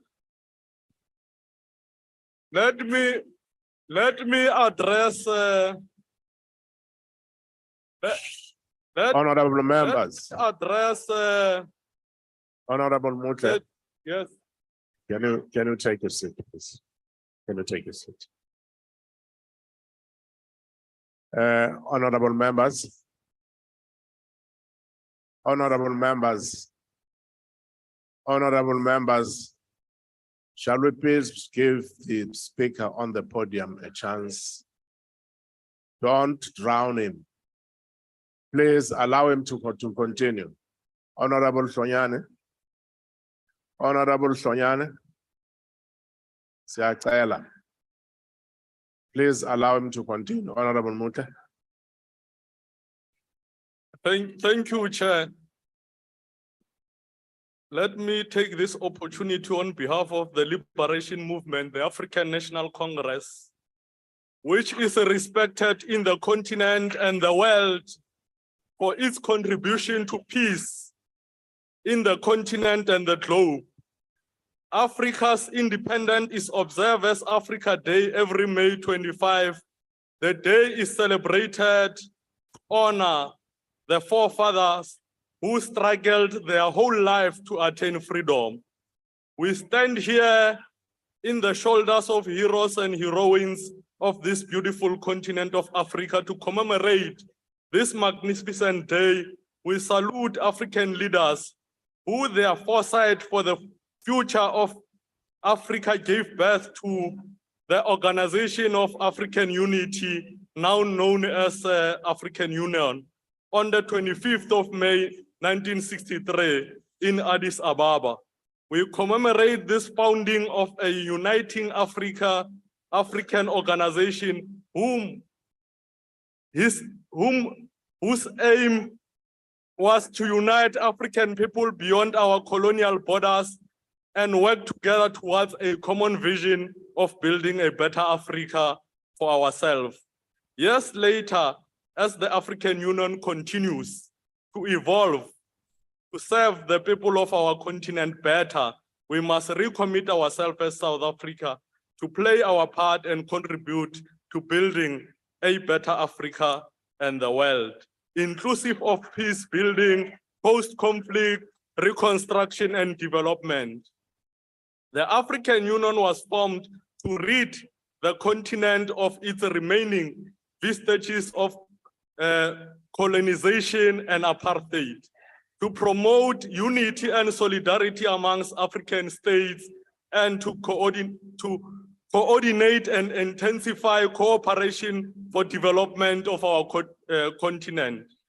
Honorable Chair, we have done well in our role as the chairperson of the African Union, where we advance the African agenda by encouraging the building of unity, inclusive economic development, and shared growth for the people of Africa. Even as we exited the chairmanship of the African Union, the good work we have been doing is playing its leading, uniting role on the continent must continue. This is in line with our foreign policy. We must also continue to work hard with South African development countries, and deepen regional integration and development. The relevant department must continue championing the work of South African government in strengthening our ties with other African countries, especially in our region. Countries that are still in conflict should be encouraged to resolve their conflict peacefully through dialogue, negotiation, and cooperation rather than wars and violence. It is on that note that we encourage Africans to write their own history so that generations to come must understand where this continent comes from and the path they must take to safeguard the independence of this continent and its member states. Future generations must know and understand the true meaning of terrorism in the context of our continent against that of imperialists and colonizers. As we commemorate this day, we owe the future generation an explanation. Why is Israel not characterized as terrorist country by imperialists and colonizers, while they perpetuate inhuman violence and apartheid against the people of Palestine? As we commemorate this day, we owe the future generation an explanation. Why is the USA and NATO member states not called terrorists for the crime and terror they committed in Libya? As we commemorate this day, we owe the future generation an explanation. Why have we allowed Morocco to perpetuate inhumanity against the people of Western Sahara 60 years after the formation of the African Union? Honorable Chair, South Africa must maintain her robust stance on foreign policy ideals. We are the offspring of a nation that was once riven by conflict, and we must be guardians of our Freedom Charter, which declares that there must be peace and friendship. As the ANC government, we are proud with our contribution towards humanitarian support we are providing to countries that are in conflict, such as Eswatini, Sudan, and Western Sahara. This must remind us that our nation cannot flourish if our neighbors are constantly in conflict. This reality weighs heavily on our economy because of the social and economic ties that we have with neighboring countries. Africa is a very rich continent with vast natural wealth and mineral resources that can improve the quality of life on the continent. Using the available treaties, regulations, and agreements, it is time we asset Africa to trade with itself first and foremost and prosper its people. It is imperative that peace and stability is maintained for the prosperity of the SADC region and the continent. Adding to that, we have seen how South Africa has done well in providing support both inside and outside our borders to citizens that are faced with the challenges of conflict and disaster. In the 2023 State of the Nation address delivered by the real Commander-in-Chief of Armed Forces, President Ramokgopa, emphasized South Africa's role is continental peace. In continental peace building effort, South Africa remains a significant continental sector and major contributor to peacekeeping operation on the continent. Members of the South African National Defence Force have been deployed to numerous peace missions since 1999, such as Lesotho, Sudan, Burundi, DRC, and Mozambique. South Africa is the leading African country in the deployment of officers in peacekeeping mission. On this occasion, we recall the wise words of one of the greatest leaders of our people, Nkwambe Nkurumbe, who said, and I quote, Nkwambe Nkuruma, who said, unite, we must, without necessarily sacrificing our sovereignties. We can forge a political union based on defense, foreign affairs, and diplomacy, and a common citizenship, an African currency, a monetary zone, and a central bank. We must unite in order to achieve the full liberation of our continent. Close quote. For continued growth, prosperity, and peace on the continent, guns must be silenced. In all this work being done, women, youth, and children must not be left behind. The Africa we want and aspire to build is one that is inclusive and sustainable to take all its people forward. We owe our being to this continent, Azania. As we wish Africa a happy Africa Day, we must remind the DA that of the realities of the world, that the countries that they support, which are the Western countries, they are the countries that committed the most atrocities in the world. Today, as we speak, many people were killed in Iran by the United States of America. Israel continues to terrorize the Palestinian people and kill children and women on a daily basis. And the DA says nothing about that because of their ideological orientation. We are partners with BRICS and countries. We are partners with BRICS countries, and we will adhere to our agreement with those countries. Something that is painful to the DA and the Western countries. Honorable Chair, as we conclude, we want to indicate that the DA must stop its Honorable obsession. Mutsa, okay. There's a point of order. Please take your seat. What is your point of order, honorable member? House Chair, I'm rising on Rule 83, House Chair, which says that a member must far as possible refrain from reading his speech. It's been 10 minutes since we last saw this member's eyes. Honorable Mutsa, you can continue with your speech. I think the message is The message is arriving very well. Order, honorable members. Continue, honorable All right. Mutle. As I conclude, I want to let the DA know that the realities of the world, we understand Russia's position and posture on this so-called conflict.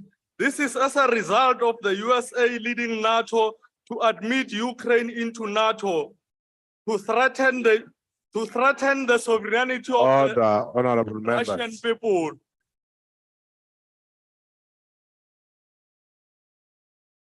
I'm not sure why are you so worried if I'm reading, because all of you came here, you were reading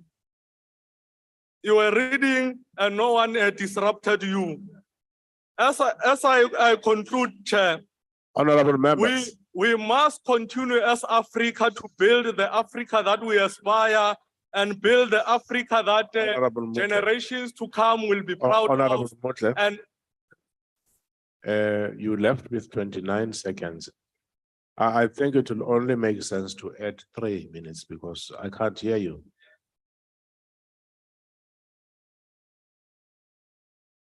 yeah, Unless the honorable members pipe down. yeah, Unless you reduce the noise. all right. I can't, the noise levels are too high. Thank you, Chair. As I was Honorable saying, Marks, the Africa that we seek to build, it must be the Africa that generations to come will inherit and ensure the independence of Africa as a continent. The Africa that will not depend on the West. The Africa that will not be coerced to partner with the West, but they can choose whoever partner they want to work with, who is progressive in the global world. Thank you very much, Honorable Chair. Thank you, Honorable Mutle.